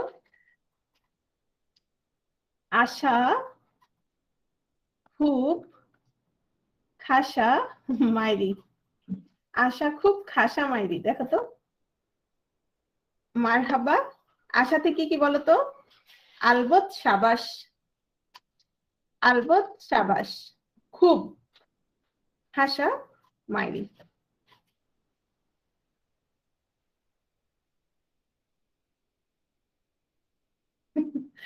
এই মাথার উপর দিয়ে যাওয়ার কি আছে? বাংলা ভাষায় আমরা যে অব্যয় শব্দগুলো ব্যবহার করি, ফাহিম খেয়াল করো, বাংলা ভাষায় আমরা যে অব্যয়গুলো বলি, এই যে যদি, যথা, যথা, সহসা, হঠাৎ, হ্যাঁ, এগুলো তোমার 3 ধরনের আছে। কি কি 3 ধরনের? বাংলা আছে, অব্যয় তৎসম আছে, আর হচ্ছে বিদেশি আছে। ঠিক আছে? এর মধ্যে বাংলা কয়টা পড়লাম আমরা? বাংলা অব্যয় কয়টা পড়লাম? 5টা। সে 5টা কি কি? হ্যাঁ না, আর আবার, ও। হ্যাঁ না, আর আবার, ও, শেষ। এই 5টা বাংলা। বিদেশি কি পড়বা? মারহাবা। মারহাবা, আশা খুব খাসা মাইরি। তাহলে আশা দিয়ে কি কি? আলবত, সাবাস। আলবত, সাবাস, খুব, খাসা, মাইরি। এগুলো যদি বিদেশি হয়, বাকি যেটা আসবে সেটা খুব কি হবে বলো? সেটা আমি আর পড়াচ্ছি না, সেগুলো হচ্ছে তোমার তৎসম। বুঝছো? নেক্সট আসো। এখানে আরেকটা বিষয় আছে, সেটা হচ্ছে, না বিদেশি কোন দেশি আর লাগবে না, এগুলো তেমন আসে না, কম আসে। হ্যাঁ, যদি আসে, কারণ দেখা যাচ্ছে পর থেকে 2-3 বছর প্রশ্ন দেয় নাই, এবার আগামীবার কি করলো, 2-3টা একসাথে দিয়ে দিল। অনেকে কি করবে, পড়বে না, ধরো থাক, পর থেকে যেহেতু আসে না, পদ এবার না পড়ি, হ্যাঁ, এরপর কি করলো, পর থেকে 2-3টা তুলে দিল। আমার কথাটা বুঝছো?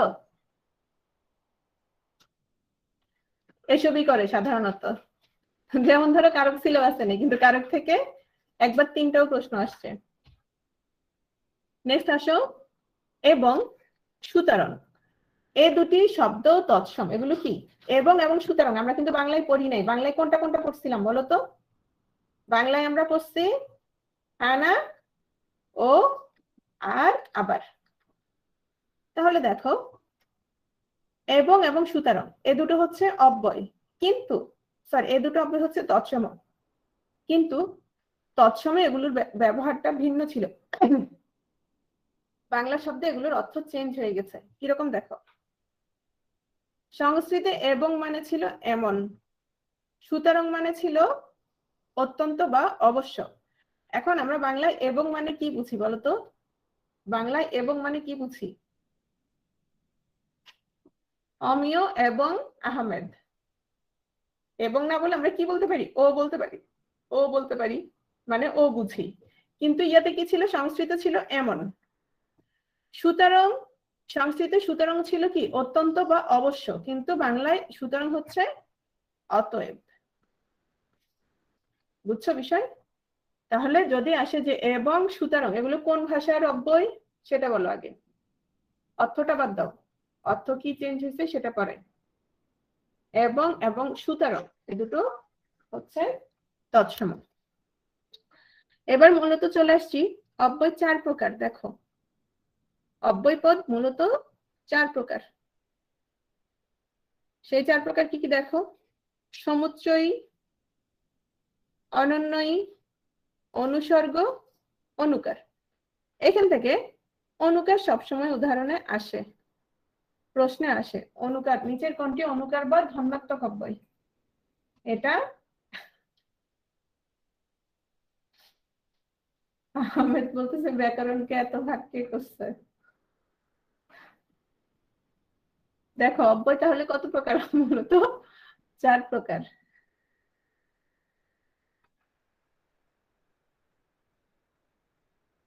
বলো তো, অষ্টাধ্যায়ী কে রচনা করেছিল?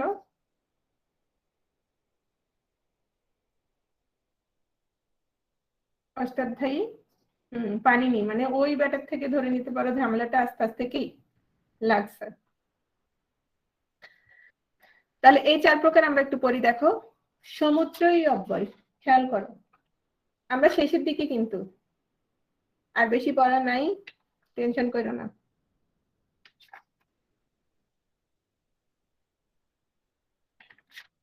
সমুদ্রই অব্যয়টা দেখো, যে অব্যয় পদ একাধিক পদের বা বাক্যাংশের বা বাক্যের মধ্যে কি স্থাপন করে, সম্পর্ক স্থাপন করে, তাকে সমুচ্চয়ী অব্যয় বলে। এই সম্পর্ক কি কি হতে পারে? সংযোজন, বিয়োজন বা সংকোচন হতে পারে। খেয়াল করো,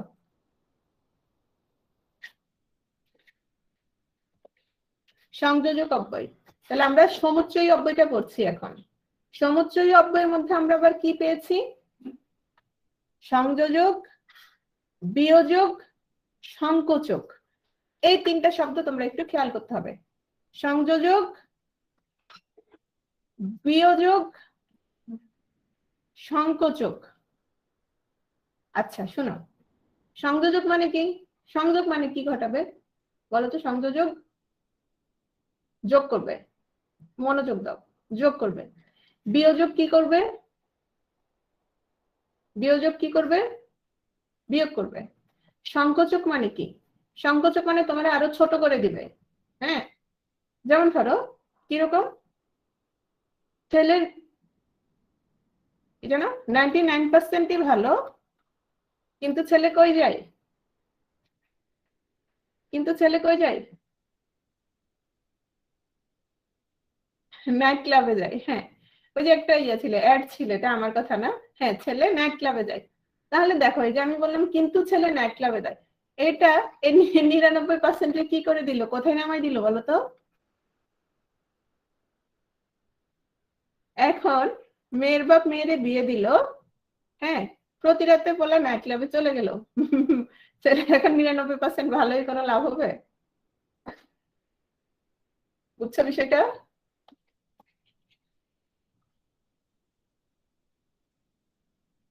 তাহলে দেখো, এক্ষেত্রে ছেলেরা আবার এক কাঠি সরস, কি জানো? সে নাইট ক্লাবের জায়গা যেখানেই যাক, তার বউ বাসায় আছে কিনা, হ্যাঁ, তারপরে একদম ভালো মতো আছে কিনা, সে আবার এটা চেক করে রাখবে যে না কোনো সমস্যা নাই তো।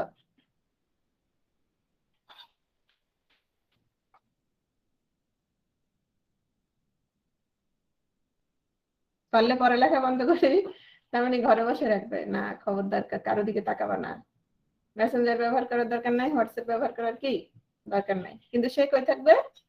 সে নাইন ক্লাবে থাকবে। আচ্ছা সবাই এমন না, দুষ্টামি করছি। দেখো, উচ্চ পদ, তবে এরা এমন, যারা খারাপ তারা তো খারাপই। সংযোজক অব্যয় খেয়াল করো, উচ্চ পদ ও সামাজিক মর্যাদা সকলেই চাই। উচ্চ পদ এবং সামাজিক মর্যাদা, এখন এটা কি একটা চাচ্ছে? সকলেই যে চাচ্ছে, শুধু কি সামাজিক মর্যাদা চাচ্ছে? এই বাক্যটা পড়লে কি শুধু সামাজিক মর্যাদা চাচ্ছে হবে, নাকি দুটোই হবে? তাহলে উচ্চ পদ এবং সামাজিক মর্যাদা দুটোকেই এই ও দ্বারা আমরা কি করলাম? আমরা যোগ করে দিয়েছি, সংযোগ ঘটিয়েছি। তাহলে এটাকে কি বলবো আমরা? এটাকে আমরা বলবো সংযোজক অব্যয়। এটাকে আমরা কি বলবো? সংযোজক অব্যয়। তাহলে দেখো কি কি, তিনি সৎ তাই সকলেই তাকে শ্রদ্ধা করে।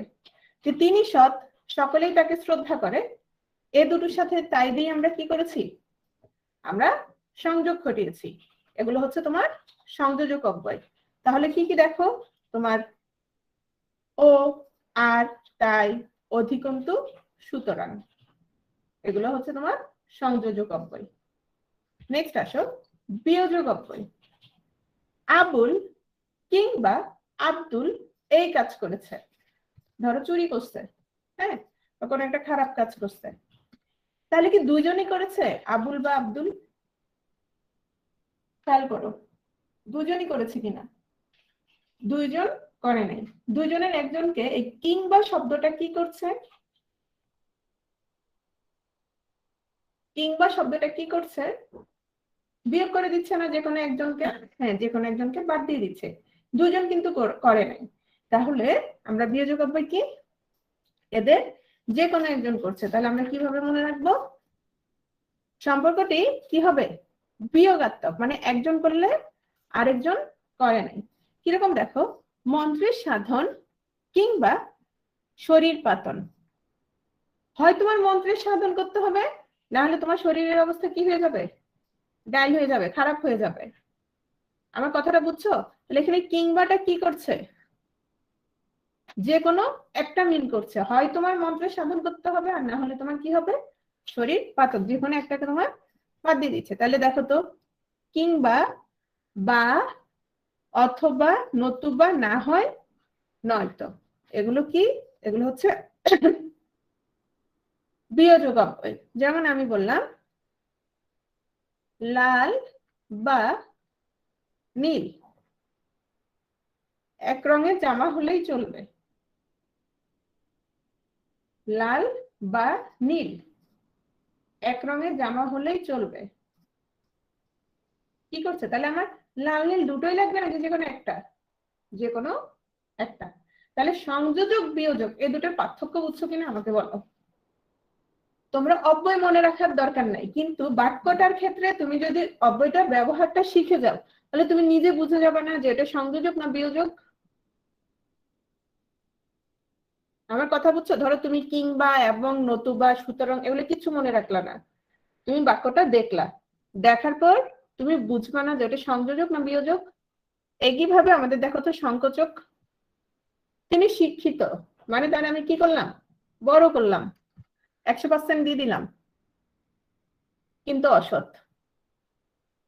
এই শিক্ষিত শব্দটারে এই কিন্তু দিয়ে আমি কি করে দিলাম? সংকুচিত মানে কি বলতো? সংকুচিত বা সংকোচক। সংকোচন বুঝো? একটা রাবারের তুমি টাইনা লম্বা করছো, এরপর ছেড়ে দিচ্ছ, এটা কি হয়ে যাবে? সংকুচিত হয়ে যাবে, ছোট হয়ে যাবে। সুতির কাপড় ধুলে কি হয়ে যায়? সংকুচিত হয় বলে, মানে ছোট হয়ে যাচ্ছে। তাহলে দেখো তো যে তিনি শিক্ষিত কিন্তু অসৎ, তাহলে আমি এটাকে কি করলাম? ছোট করে দিলাম। এখানে শিক্ষিত এবং অসৎ দুটোর মধ্যে কিন্তু সংযোগ ঘটে নাই। কি ঘটছে? মানে দুটো কিন্তু তোমার বিপরীত ধর্মী, এবং এটার ফলে কি হয়েছে? তোমার সংকোচন ঘটেছে। যেমন আমি বললাম পলাশ ফুল দেখতে খুব সুন্দর কিন্তু গন্ধহীন। কি হলো বলতো? সংকোচক অব্যয় কিনা এখানে? কিন্তুটা এখানে সংকোচক অব্যয়। ঠিক আছে? আমি বললাম তিনি বিদ্বান অথচ অসৎ বা সৎ ব্যক্তি নন। তাহলে অথচ দিয়ে কি করলাম? অপমান করে দিলাম। ফাহিম বলছে অপমান করলাম। ঠিক আছে? আচ্ছা, সারাদিন অপেক্ষা করলাম অথচ তুমি এলে না। তাহলে এখানে অথচ দিয়ে কি আমার যে অপেক্ষাটা সেটার কি হয়েছে? বৃথা কিনা? তাহলে এটাও কি হবে? মানে কেউ খালি শিক্ষিত কিন্তু অসৎ, বিষয়টা সেটা না। তাহলে ওই বাক্যটাও খেয়াল করো। মানে আমি সারাদিন কি করলাম? সারাদিন অপেক্ষা করেছি অথচ তুমি এলে না। তাহলে এখানে অথচটা কি বলতো?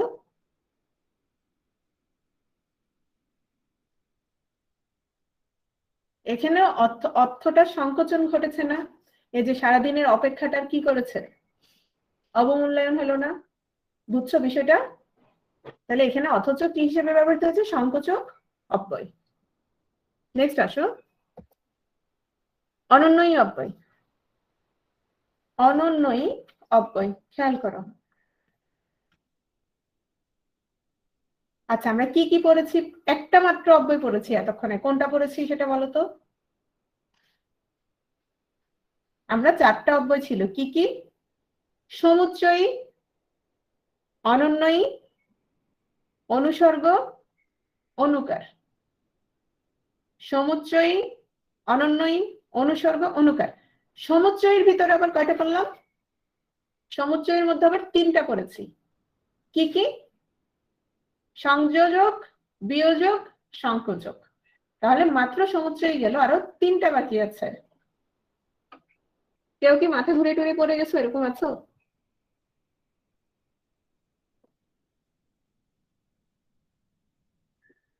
তুমি মাথা ঘুরে পড়ো না, তুমি ঠিকঠাক লিখতেছো সবগুলো। খুব মনোযোগী স্টুডেন্ট, জান্নাতুল বাকি। আচ্ছা, আরেকটু পরে ঘুরাবার সুযোগ নাই, একটু পরে শেষ করে দিব, শেষ হয়ে যাবে প্রায় শেষের দিকে। কারণ হচ্ছে তোমরা ক্রিয়া করার সময় দেখবে যে সবকিছু খুব চেনো চেনো, কারণ ওই যে কারক কারক পড়াইছি, খুব ইজি লাগবে। এগুলো মুখস্থ করতে 1 বছর লাগবে না, এগুলো ইজি। তুমি ধরো আজকে ক্লাস করছো না, কাল বইটা নিয়ে যদি বসো কালকে দিনে, তারপর বুঝে যাবে, সবগুলো সহজ। আপনারা উঠে যাও, হাঁটো হাঁটো। অনন্যই অব্যয় দেখো, যেসব অব্যয় পদ নানা ভাব বা অনুভূতি প্রকাশ করে তাদেরকে অনন্যই অব্যয় বলে। খেয়াল করো তাহলে, উচ্ছ্বাস প্রকাশে মরি মরি, কি সুন্দর সকাল। তাহলে এখানে মরি মরি কি অব্যয়? মরি মরি মানে হচ্ছে বাক্যের সাথে তোমার অনন্যই অব্যয়ের সম্পর্ক নাই, সম্বন্ধ না রেখে সে কি করবে, সে স্বাধীনভাবে বসবে, স্বাধীনভাবে বসে সে কি করবে, তোমার মনের ভাবটারে প্রকাশ করবে, মানে ভাব আবেগ এগুলো প্রকাশ করবে। মরি মরি কি সুন্দর সকাল, এরা তোমরা তো সকালে উঠোই না, ঠিক আছে, হ্যাঁ আমি যাব, না তুমি যাবা না, তাহলে এই যে হ্যাঁ না এগুলো কি, যে আমি যাব এটা একটা বাক্য, তাহলে হ্যাঁ দিয়ে এটা হচ্ছে অনন্যই অব্যয়। আজ আমি নিশ্চয়ই যাব, এটা হচ্ছে তোমার সম্মতি প্রকাশ। এত করে যখন বললে বেশ তো আমি আসবো, এখানে বেশ তো হচ্ছে অনন্যই অব্যয়। সমর্থন, আপনি তো ঠিকই বলেছেন, এই যে আপনি তো ঠিকই বলেছেন মানে কি, তোটা হচ্ছে অনন্যই। যন্ত্রণা প্রকাশ, ও বড্ড লেগেছে। ঘৃণা বা বিরক্তি, ছি ছি তুমি এত খারাপ।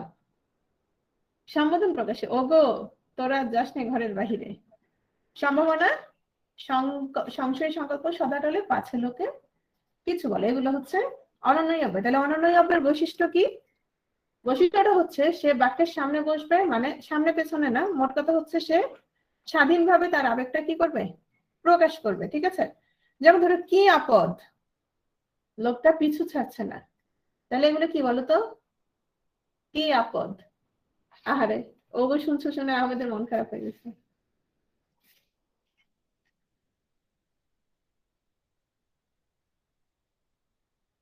মেহজাবিন বলতেছে আরিফিন ভাইয়ের কি তাবিজ ও এমনি ভালো হাত দেখতে পারে বুঝছো। ও তো ধরো বিসিএস ক্যাডার হয়েছে আমাদের বিয়ের প্রায় কত 11-12 বছর পরে বিসিএস ক্যাডার হয়েছে। তো 12 বছর আগে কি হয়েছিল, আমার হাত ধরছিল, হাত ধরে দেখে, মানে আমার হাতে লেখা আছে আমার জামাই কি হবে, বিসিএস ক্যাডার হবে, এরপরে বিয়ে করে ফেলছিল, বুঝছো কিনা।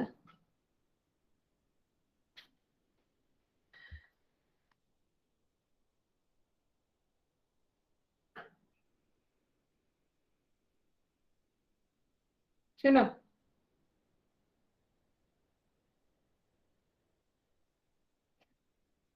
সামি সামিউল আরেফিন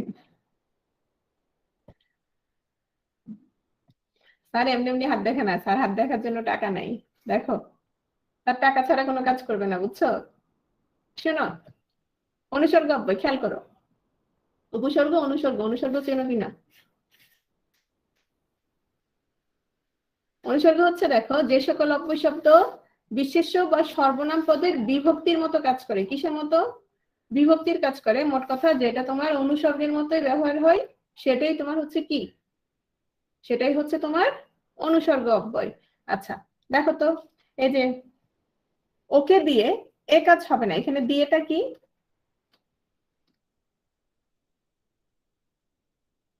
দিয়ে কিসের মতো কাজ করছে, তৃতীয় বিভক্তির মতো কাজ করছে, ঠিক আছে। তাহলে দেখো এ দিয়ে হলো এখানে কি কি কি অব্যয়, অনুসর্গ অব্যয়, দিয়ে হচ্ছে এখানে অনুসর্গ অব্যয়। যেমন ধরো সুখের জন্য এ ঘর বেঁধেছি, কিসের জন্য বাঁধছি, সুখের জন্য বাঁধছি, তাহলে সুখের জন্য যদি বাঁধি তাহলে জন্যটা এখানে কি,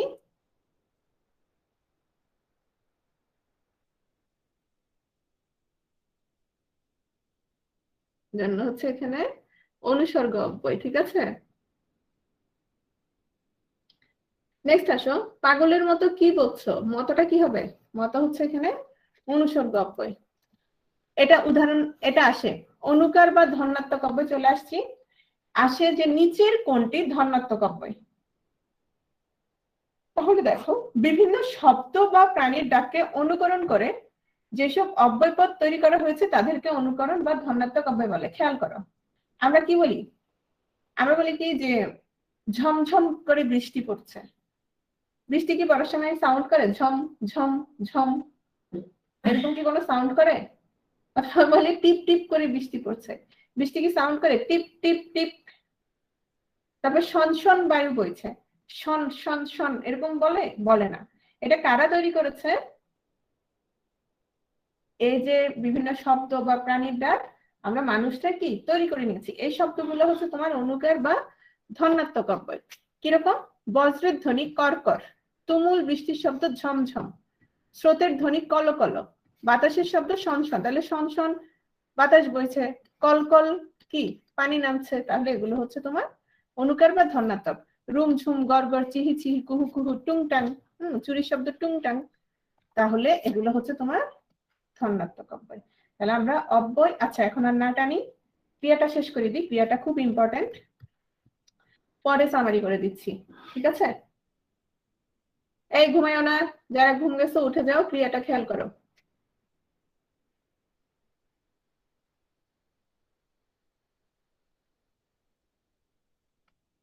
যারা ঘুমাইছো সবাই উঠে যাও।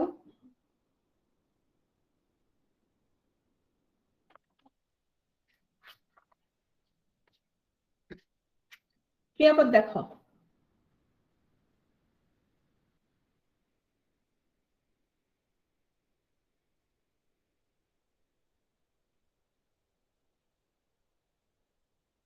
ক্রিয়াপদ যে পদ দিয়ে কোনো কাজ করা বোঝায় তাকে কি বলে? তাকে ক্রিয়াপদ বলে। কিরকম দেখো,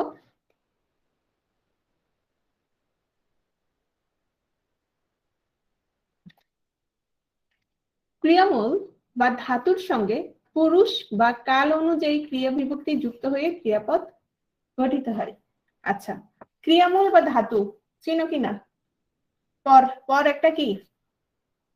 পর, পর কি জিনিস বলো? সবাই পড়ছো, কি পড়ছো? সবাই প্রকৃতি প্রত্যয় পড়ে ফেলছো, তাহলে পর কি? পর হচ্ছে ধাতু। তাহলে আমরা যদি বলি পড়া, কি হবে? পড়া ক্রিয়া, পড়া হচ্ছে ক্রিয়া। তাহলে দেখো, অথবা বললাম পড়ছে, তাহলে যুক্ত হলো কি? পড়ার সাথে আ প্রত্যয় যুক্ত হয়েছে, বললাম পড়ছে, পড়ছে, তাহলে এখানে কি কি যুক্ত হয়েছে? বিভক্তি যুক্ত হয়েছে, ঠিক আছে? তাহলে ধাতুর সঙ্গে পুরুষ বা কাল অনুযায়ী আমাদের কি যুক্ত হচ্ছে? ক্রিয়া বিভক্তি যুক্ত হয়ে ক্রিয়াপদ গঠিত হচ্ছে। বলা হচ্ছে ক্রিয়াপদ বাক্যের অপরিহার্য অঙ্গ। যারা কারো ক্লাস করেছো, কারকের ক্লাস করেছো, দেখেছো, মানে ক্রিয়া ছাড়া তোমার কি হয় না? ক্রিয়া ছাড়া তোমার কি হয় না? বাক্য হয় না। এখন আসো, রমেশ আমার ভাই, এখানে তাহলে ক্রিয়া কোনটা?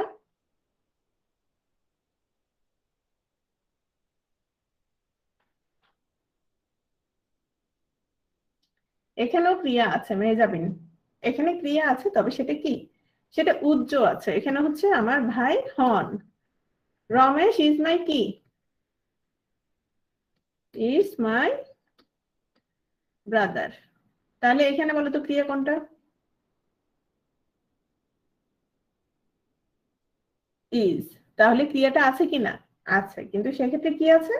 সেক্ষেত্রে উজ্জ আছে। তাহলে এটাকে আমরা বলছি অনুক্ত ক্রিয়াপদ, মানে ক্রিয়া তোমার লাগবেই কি? লাগবে বাক্য হওয়ার জন্য। ক্রিয়ার প্রকারভেদ, বিভিন্ন রকমের প্রকারভেদ আছে, সেই প্রকারভেদ গুলো আমরা দেখব।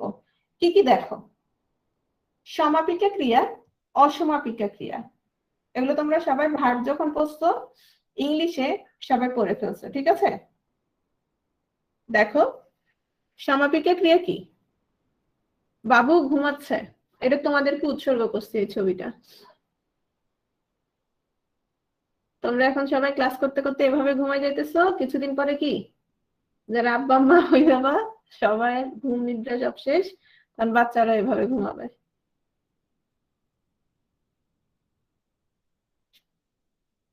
তাহলে এখন আমাকে দেখো, এখানে ক্রিয়া কোনটা? এখানে ক্রিয়া কি? ঘুমাচ্ছে।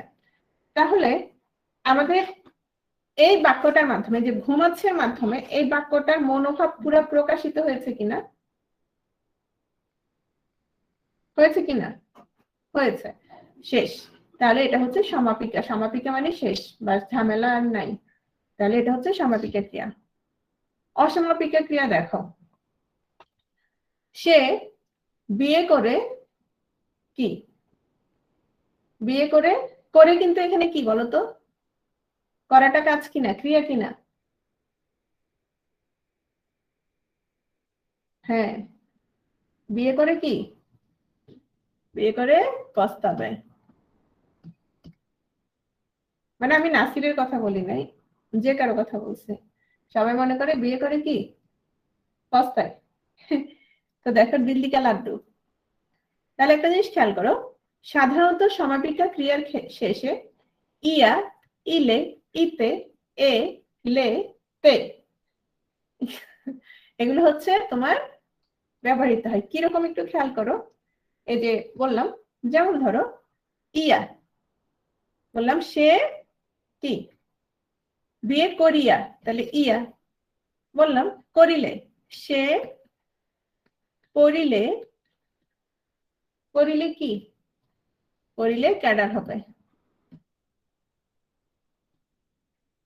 ক্যাডার হবে। তাহলে দেখো তো করিলে মানে যে ক্রিয়াপদ দ্বারা বাক্যের কি ঘটে না, পরিসমাপ্তি ঘটে না, বক্তার কথা কি থেকে যায়, অসম্পূর্ণ থেকে যায়, সেটাকে আমরা কি বলবো, সেটাকে আমরা বলবো অসমাপিকা ক্রিয়া। ঠিক আছে। যেমন প্রভাতে সূর্য উঠলে, কি প্রভাতে সূর্য উঠলে এরপর কি, প্রভাতে সূর্য উঠলেও আমরা ঘুমাবো, তাই না? এটা হচ্ছে অসমাপিকা ক্রিয়া। ক্রিয়ার প্রকারভেদ কর্মের উপস্থিতিতে দেখো সকর্মক, অকর্মক, বিকর্মক। এটা কিন্তু আমি কালকে তোমাদের একটু করে বলেছিলাম তোমার কারকের ক্লাসে। অকর্মক দেখো, সে কাঁদে,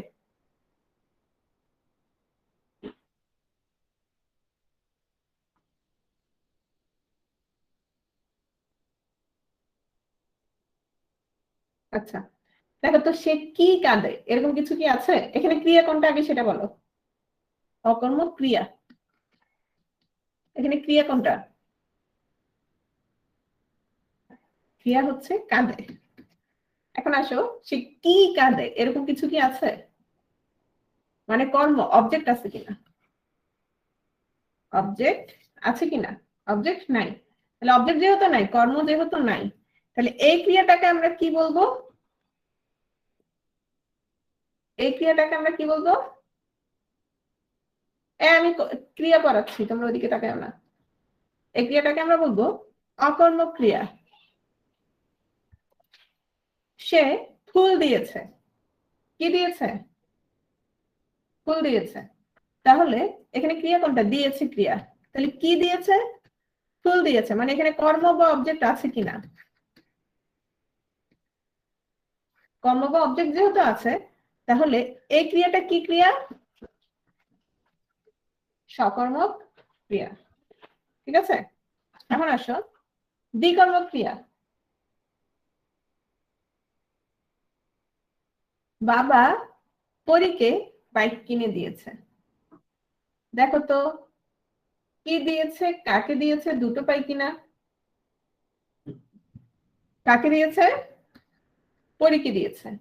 কি দিয়েছে, বাইক দিয়েছে। তাহলে এখন দেখো, এই যে পরীকে দিয়েছে, বাইক দিয়েছে, আমরা গতকাল পড়েছিলাম মুখ্য কর্ম কোনটা বলো তো, মুখ্য কোনটা আর গৌণ কোনটা? বস্তু হচ্ছে এখানে মুখ্য, আর প্রাণী মানে পরি হচ্ছে এখানে কি, পরি হচ্ছে এখানে গৌণ।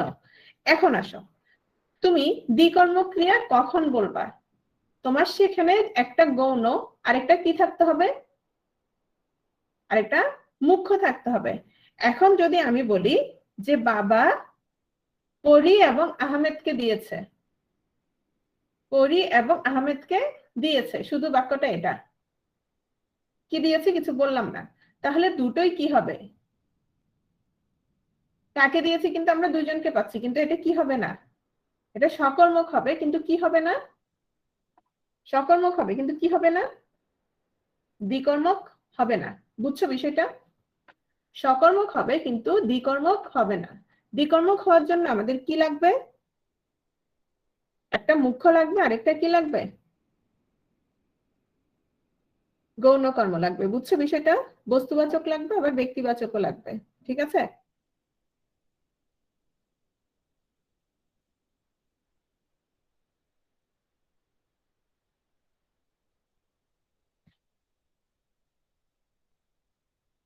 চলে আসো সমধাতুজ কর্ম। সমধাতুজ সমধাতুজ কর্ম না, মূলত আমরা ক্রিয়া করছি, মানে সমধাতুজ কর্মের ক্রিয়া কোনটা দেখো, খেয়াল করো এখানে কর্ম কোনটা, বেশে খাওয়া খেয়েছি, শেষ শেষ আর 2-3টা স্লাইড আছে, ক্রিয়া হলে শেষ। বেশে খাওয়া খেয়েছি, তাহলে এখানে কর্ম হচ্ছে কি, এখানে ক্রিয়া হচ্ছে খেয়েছি, আর খাওয়া কি, কি খেয়েছি, মানে এটা হচ্ছে কর্ম। এই কর্ম দুইটাই কোত্থেকে, ধাতু কি বলতো, খাওয়া খাওয়া খেয়েছি, দুটোরই ধাতু হচ্ছে খা, দুটোরই ধাতু হচ্ছে খা। তাহলে দেখো এই কর্মটাকে, এই ক্রিয়াটাকে আমরা কি বলবো, সমধাতুজ কর্ম। বুঝতে পারছো বিষয়টা?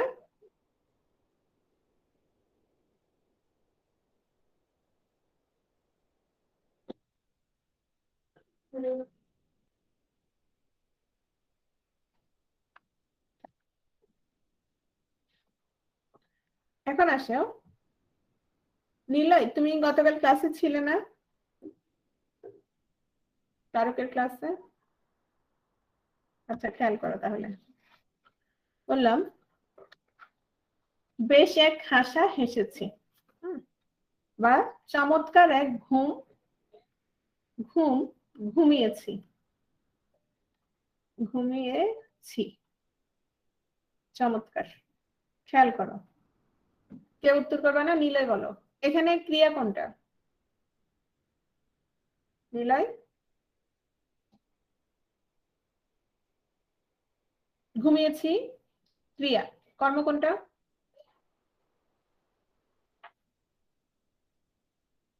চমৎকার কি ঘুমিয়েছি, ঘুম ঘুমিয়েছি। এখন তুমি আমাকে বলো প্রকৃতি প্রত্যয় চিহ্ন কিনা, নিলয় প্রকৃতি এবং প্রত্যয় চিহ্ন কিনা, প্রকৃতি এবং প্রত্যয়,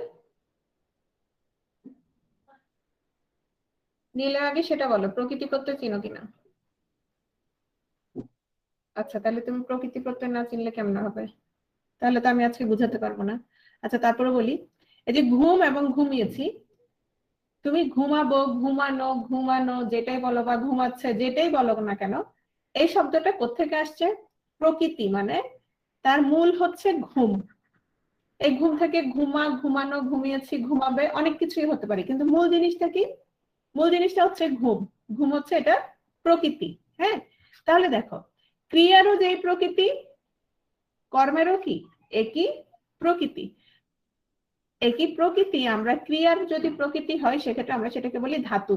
এজন্য বলছি দুটোই কি, কর্মেরও একই ধাতু, ক্রিয়ারও একই ধাতু, এজন্য এটাকে বলছে সমধাতুজ কর্ম। বাক্যের গঠন অনুসারে দেখো, প্রযোজক ক্রিয়া এই 4টা হলে শেষ, নাম ধাতুর ক্রিয়া, যৌগিক ক্রিয়া এবং মিশ্র ক্রিয়া। কোনগুলো, আলু, এগুলো আলু তো মনে হয়, হ্যাঁ আলু, কাচির আলু।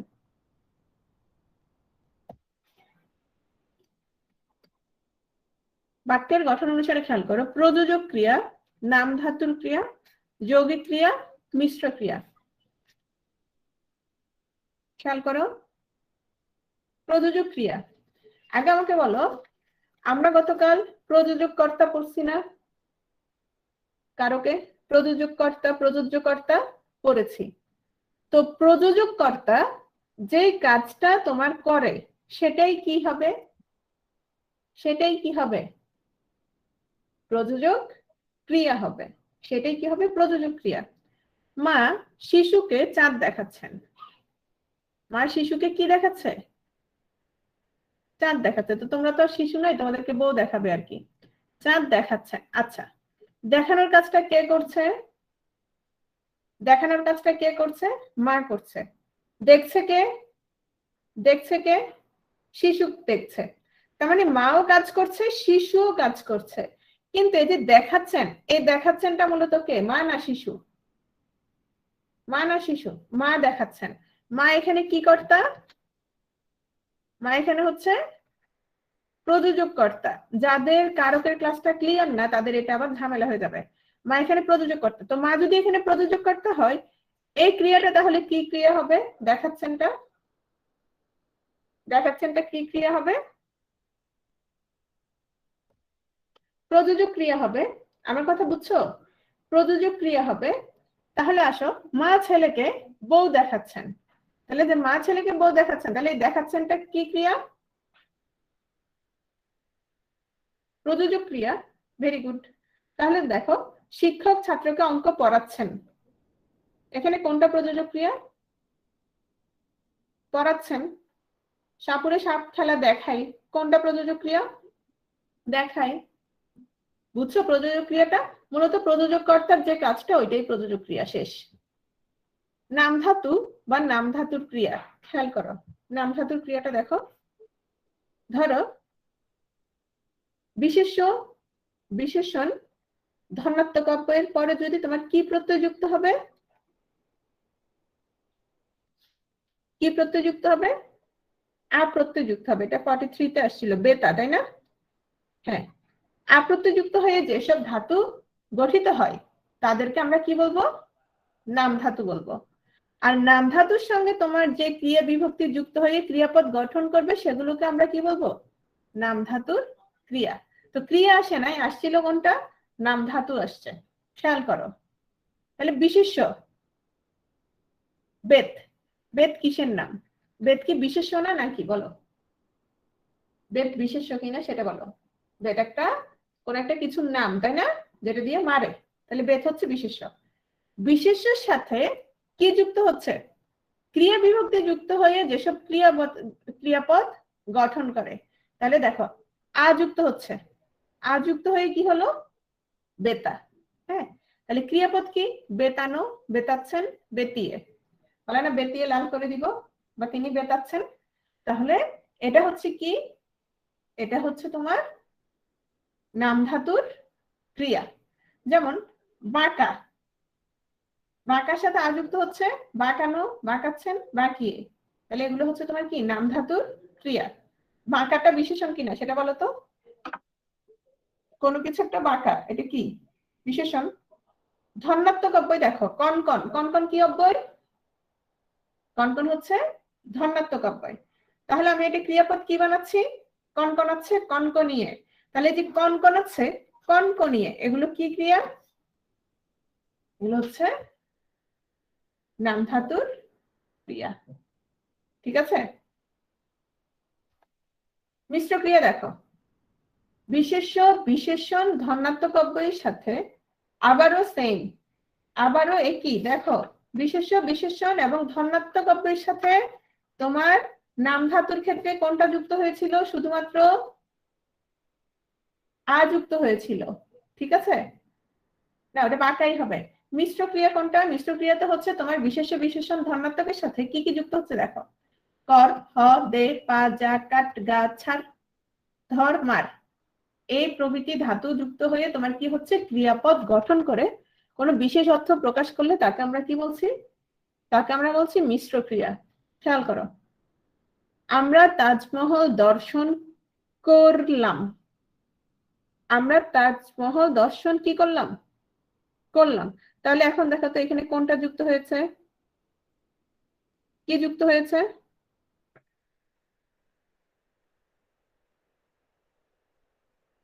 এখানে দর্শনটা কি? দর্শনটা কি বলতো?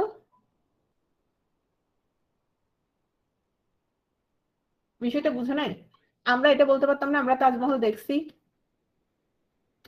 দেখছি বললে কি ঝামেলা চলে যেত না? ঝামেলা শেষ হয়ে যেত না? হ্যাঁ, দেখছি না বলে এখানে একটা কি নিয়ে আসছে? দর্শনটা কি পড়েছি আমরা? দর্শনটা পড়েছি আমরা নাউন।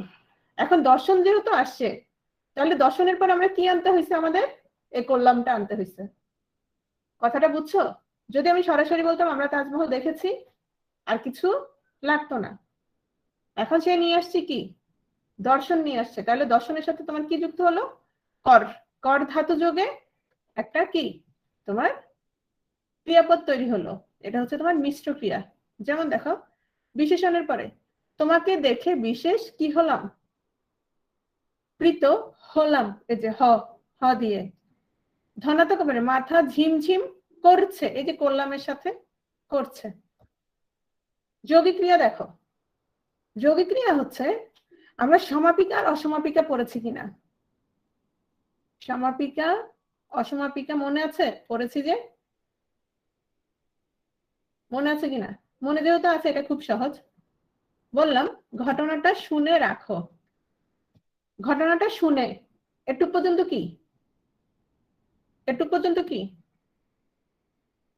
অসমাপিকা। শুনে রাখো, রাখো হচ্ছে কি হয়ে গেল? সমাপিকা। তাহলে দেখো তো ঘটনাটা শুনে রাখো দুটোই আছে কিনা? সমাপিকা অসমাপিকা আছে। তাহলে এটা হচ্ছে তোমার কি?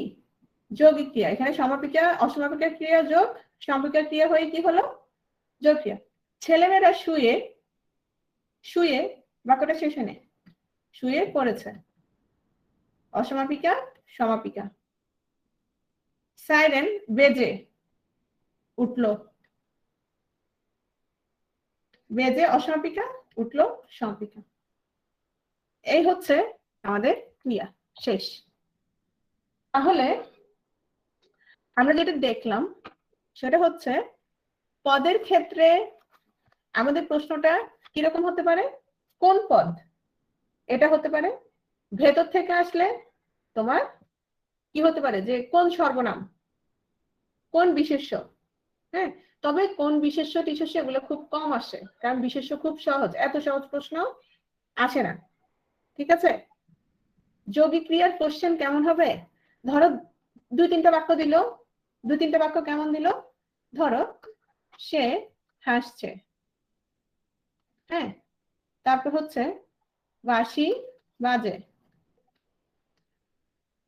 সাইরেন বেজে উঠলো, সাথে ধরো আরো একটা বাক্য দিল। হ্যাঁ, আরেকটা বাক্য দিয়ে লিখবে নিচের কোন বাক্যে যৌগিক ক্রিয়ার ব্যবহার রয়েছে। নিহাল বুঝছো? তাহলে বলো তো নিচের কোন বাক্যে সাইরেন বেজে উঠলো? বুঝছো কিনা বিষয়টা? এভাবে আসবে। অথবা ধরো তোমার কয়েকটা বাক্য দিয়ে জিজ্ঞেস করলো যে নিচের কোন বাক্যে তোমার বিশেষণ ব্যবহৃত হয়েছে। ধরো একই শব্দ বিভিন্ন ভাবে দিল। ওই যে আমি হাতের হাতের ব্যবহারটা দেখিয়েছিলাম না, হাত বোমা। হাত বোমা হলে তখন সেটা কি? তখন সেটা ছিল বিশেষণ। তো এভাবে আসতে পারে নিচে হাত শব্দটি কোন বাক্যে বিশেষণ হিসেবে ব্যবহৃত হয়েছে। শোনো শোনো রাজিউল, ওটা নিয়ে টেনশন করার দরকার নাই, কোনটা কত প্রকার এটা কখনোই আসে না। বুঝতে পারছো? এটা এক বইতে একরকম দেয়, এটা নিয়ে টেনশন করার দরকার নাই। ঠিক আছে। তারপর দেখো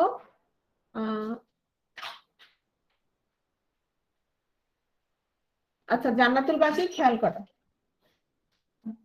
আমি বললাম তোমার নাম কি? তোমার নাম কি? তুমি কি উত্তর কি দিবা? হ্যাঁ বা না দিবা? আমি যদি জিজ্ঞেস করি তোমার নাম কি, তুমি কি উত্তর হ্যাঁ বা না দিবা? জান্নাতুল বাকি খেয়াল করো। তুমি বলবা আমি বললাম তোমার নাম কি, তুমি বললে হ্যাঁ, এটা বলবা নাকি নাম বলবা বলো তো? কি বলবা? নাম বলবা না হ্যাঁ না বলবা? জান্নাতুল বাকি নাই? আচ্ছা সরি, আমি মেসেজ গুলো দেখি নাই। তুমি নাম বলবা তাই তো? আমি বললাম জান্নাতুল বাকি তুমি কি খেয়েছো? তুমি কি খেয়েছো মানে তুমি এখন খাইছো কিনা। এখন কি বলবা বলো তো? হ্যাঁ বা না বলবা, নাকি বলবা ভাত তরকারি মাছ মাংস এটা বলবা? কোনটা বলবা? উত্তর হচ্ছে হ্যাঁ বা না। তোমার যখন উত্তরটা হ্যাঁ বা না হবে তখন হচ্ছে রস্বইকার। উত্তরটা যখন বিস্তারিত কিছু হবে বা বর্ণনাত্মক হবে তখন সেটা কি হবে? দীর্ঘইকার। তুমি কি খেয়েছো হ্যাঁ বা না। আমি যদি বলি তুমি কি খেয়েছো, সেক্ষেত্রে কি হবে বলো তো? তুমি কি খেয়েছো মানে হ্যাঁ বা না, না খাইছো কিনা সেটা না। মানে তুমি কি ভাত খাইছো না বার্গার খাইছো না পিৎজা খাইছো সেটা জিজ্ঞেস করছি। সেক্ষেত্রে তোমার কি হবে? দীর্ঘইকার। মোট কথা হ্যাঁ না হলে রস্বইকার, এটা মনে রাখবা। হ্যাঁ না হলে রস্বইকার, ঠিক আছে?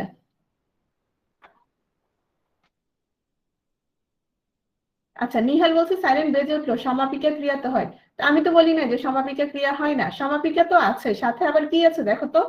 বেজেটা কি হবে? বেজে, নিহাল, সমাপিকা নাই, আমি তো সেটা বলি নাই। বলছি সমাপিকাও আছে, আবার কি আছে? অসমাপিকা ক্রিয়াও আছে। তাহলে তুমি যৌগিক ক্রিয়া দিবা, বুঝছো? আমি যদি বলি যে সাইরেন বেজেছে, সাইরেন বেজেছে, সেই ক্ষেত্রে তুমি কি দিবা বলো?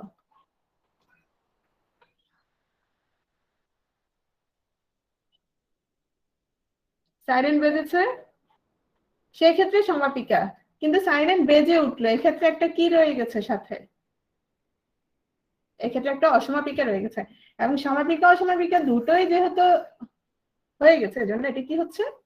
যৌগিক ক্রিয়া। আর কারো কোনো প্রশ্ন আছে?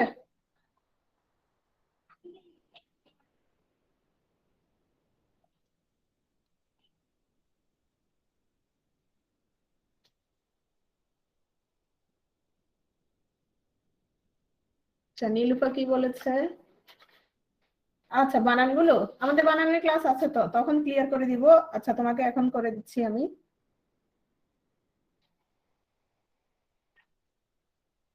আচ্ছা, একজন বলছে যে ক্রিয়ার ভাব পড়া লাগবে কিনা।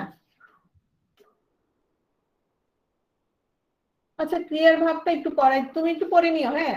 আমার এখন স্লাইড করা নাই, না হলে আমি পড়াই দিতাম। ক্রিয়ার ভাব থেকে অনেক সময় অনুজ্ঞা থেকে প্রশ্ন আসে, ঠিক আছে? অনুজ্ঞা কি? অনুজ্ঞা হচ্ছে তোমার আদেশ, নিষেধ, উপদেশ, অনুরোধ, আশীর্বাদ। এগুলো হলেই সেটা কি? ক্রিয়াপদের অনুজ্ঞা ভাব। যেমন ধরো আমি বললাম চুপ করো, চুপ করো, তাহলে এটা কি হবে? এটা কি হবে?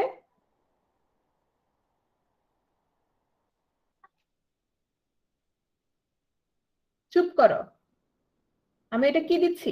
আদেশ দিচ্ছি। তাহলে এখানে কোনটা হবে? অনুজ্ঞা ভাব। এখানে কি হবে? অনুজ্ঞা। নির্দেশক, আচ্ছা আমি একটু করে পড়াই দিচ্ছি। ক্রিয়ার ভাবটা খেয়াল করো, যারা আছো খেয়াল করো।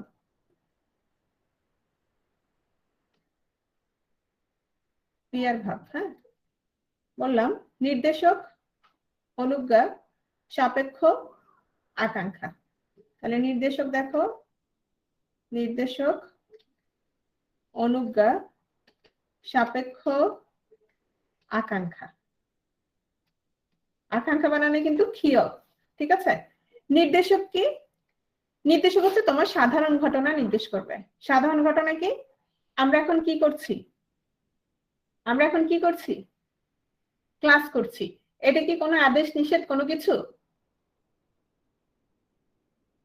এটা কি আদেশ নিষেধ কোনো কিছু কিনা আলামিন? আমরা এখন ক্লাস করছি, এটা একটা সাধারণ ঘটনা। এবং যেহেতু সাধারণ ঘটনা, এই যে আমরা ক্লাস করি, করি, তাহলে এই এই এই যে এটা কি হবে তাহলে? এটা হচ্ছে তোমার নির্দেশক ভাব, মানে সাধারণ ঘটনা নির্দেশ। তাহলে আমি শুধু সাধারণটা লিখে রাখছি, সাধারণ ঘটনা। তাহলে এটা হচ্ছে নির্দেশক ভাব। তবে অনুজ্ঞা থেকে প্রশ্নটা বেশি আসে। অনুজ্ঞা কি কি? আদেশ, নিষেধ, উপদেশ, অনুরোধ, এমনকি আশীর্বাদও। তাহলে আমি বললাম যে ছাতাটা দাও তো, অথবা বললাম বইটা দাও তো, তাহলে আমি এখানে কি করেছি? অনুরোধ করেছি না? অনুরোধ করলে তাহলে এটা কোন ভাবে আসবে?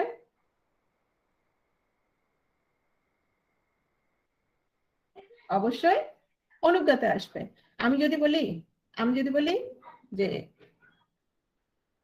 তোমরা অনেক বড় হও, অনেক বড় হও, তাহলে এটা কি হবে? আশীর্বাদ। তাহলে আশীর্বাদও কোথায় পড়বে? অনুজ্ঞাতে। তাহলে আদেশ, নিষেধ, উপদেশ, অনুরোধ, আশীর্বাদ, আশীর্বাদ, এগুলো সবগুলো হচ্ছে কোনটা? সাপেক্ষ ভাব কি দেখো, সাপেক্ষ হচ্ছে তোমার একটা ক্রিয়া সংঘটনের উপর আরেকটা ক্রিয়া কি করবে? তৃপ্তি। তুমিও খেয়াল করো, সাপেক্ষ জিনিসটাই হচ্ছে কি? একটার উপর আরেকটা কি করে? একটার উপর আরেকটা কি করে নির্ভর করে। যেমন আমি তোমার এই কি বলে সর্বনামের উদাহরণ দিয়েছিলাম, যত চাও তত লও। তাহলে এই যে যত এবং তত একটার উপর একটা নির্ভর করছে কিনা বলো তো? সাপেক্ষটা বুঝছো বিষয়টা? তৃপ্তি। তো এক্ষেত্রে কি হয় দেখো, সাপেক্ষটা কি দেখো, ভালো করে পড়লে সফল হবে। তাহলে সফল হওয়াটা তোমার কিসের উপর নির্ভর করছে? ভালো করে পড়ার উপরে। তাহলে আমি বললাম তুমি আসলে আমি যাব, তাহলে আমার যাওয়াটা কার উপর নির্ভর করছে? তোমার আসার উপরে। সাপেক্ষ বিষয়টা বুঝছো তাহলে? হ্যাঁ, এটা হচ্ছে তোমার সাপেক্ষ ভাবটা। আকাঙ্ক্ষা, আকাঙ্ক্ষা তো এটা না বুঝার কিছু নাই। ধরো আমার মন খারাপ, আমি বললাম আমার মনটা একটু ভালো হোক, হ্যাঁ, আজ বৃষ্টি আসুক। যদিও তোমরা এখন অনলাইনে পড়ো, মানে বৃষ্টি আসতে লাভ নাই, চাইলেই ক্লাস করতে পারবা। হ্যাঁ, তাহলে এগুলো কি হবে বলো তো?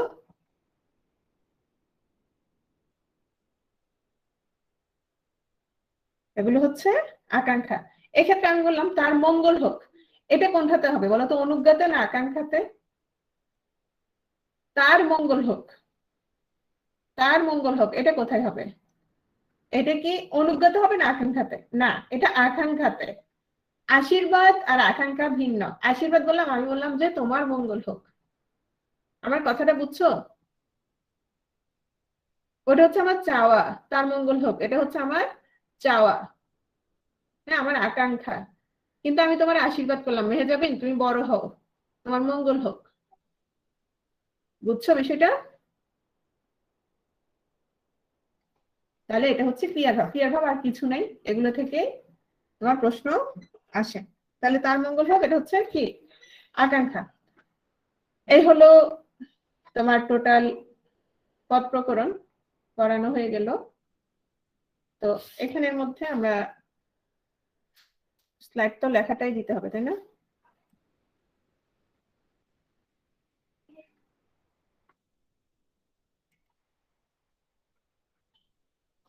আর কারো কোনো প্রশ্ন?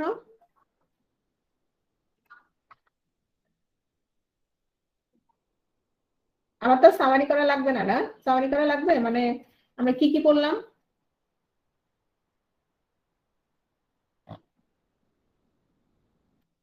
কি কি পড়লাম একটু করতাম। আমরা পড়েছি দুই প্রকার পড়েছি, অব্যয় আর কি পড়েছি, সব্যয় পড়েছি। অব্যয় তো অব্যয়, সব্যয় কত প্রকার বললাম? চার প্রকার। কি কি? বিশেষ্য, বিশেষণ, সর্বনাম, ক্রিয়া। হ্যাঁ, এর মধ্যে বিশেষ্য কত প্রকার পড়েছি? বিশেষ্য পড়েছি 6 প্রকার। কিভাবে মনে রাখতে বলেছিলাম সেই 4 প্রকার? নিজের নাম দিয়ে মনে রাখবা। তুমি কি, তুমি কোন জাতি, তুমি কি করছো, এগুলা দিয়ে তুমি মনে রাখবা। 6 প্রকার, শেষ। তারপর আমরা চলে গেলাম বিশেষের পরে কোথায় চলে গেলাম? আমরা চলে গেলাম সর্বনাম। তুমি বিশেষের পরিবর্তে যেটা ব্যবহার করবা সেটাই কি? সেটাই হচ্ছে সর্বনাম। সর্বনাম কত প্রকার পেয়েছিলাম?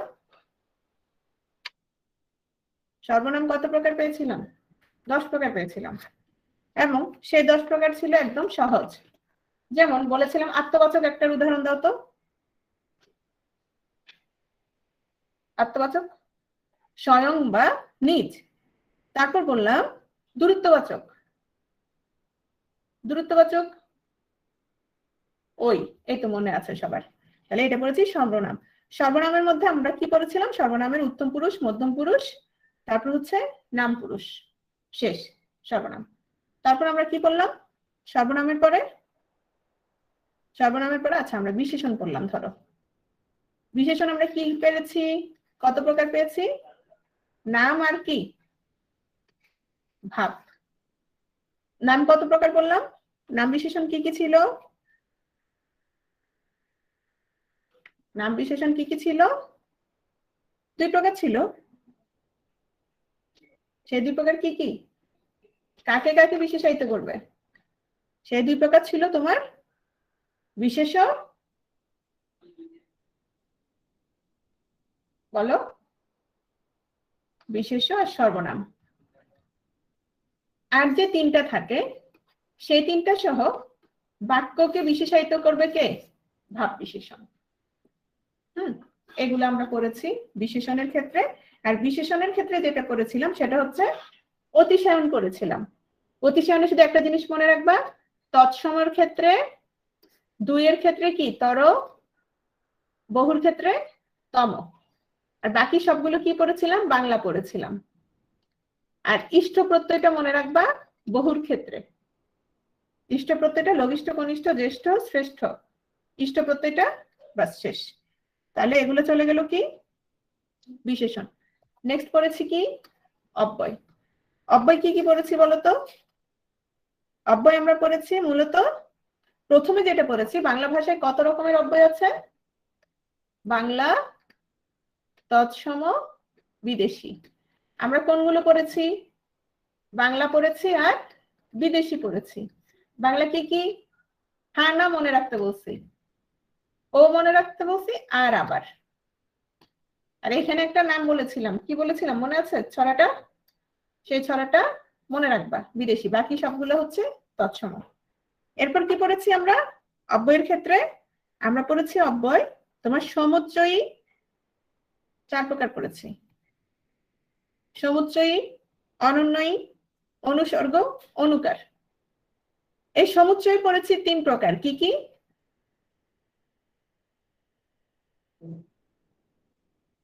সংযোজক, বিয়োজক, সংকোচক। সংযোজক, বিয়োজক, সংকোচক। সংযোজক কি করবে? সংযোগ ঘটাবে। সে খুব ভালো স্টুডেন্ট এবং লক্ষ্মী ছেলে, এবং দিয়ে দুটোই কি যোগ করলাম, অথবা বললাম জান্নাতুল বাকি অথবা আহমেদ, যে কোনো একজন এই কাজটা করেছে, তার মানে দুইজনের যে কোনো একজন, সেটা হচ্ছে বিয়োজক। আর সংকোচক কোনটা? তোমার অর্থটাকে ছোট করবে। সে ভালো, সে সে শিক্ষিত কিন্তু দুর্জন, ঠিক আছে, ছোট করবে। হ্যাঁ, এগুলো গেল সমুচ্চয়ী। অনন্যয়ী তোমার পুরো বাক্যটাকে করবে, উচ্ছ্বাস প্রকাশ করতে পারে, স্বীকৃতি, অস্বীকৃতি, মানে হচ্ছে তোমার অন্য পদের সাথে তোমার কি করবে? বাক্যের অন্য পদের সঙ্গে তেমন সম্পর্ক রাখবে না, স্বাধীনভাবে ভাব প্রকাশ করবে সে, ঠিক আছে। 3 নাম্বার কি দেখো? 3 নাম্বার ছিল অনুসর্গ। অনুসর্গ মনে রাখলেই হবে, সেটা বিভক্তির মতো কি করবে? কাজ করবে। 4 নাম্বারটা আসে ধনাত্মক। ধনাত্মক কোনগুলো? ধনাত্মক কোনগুলো ছিল?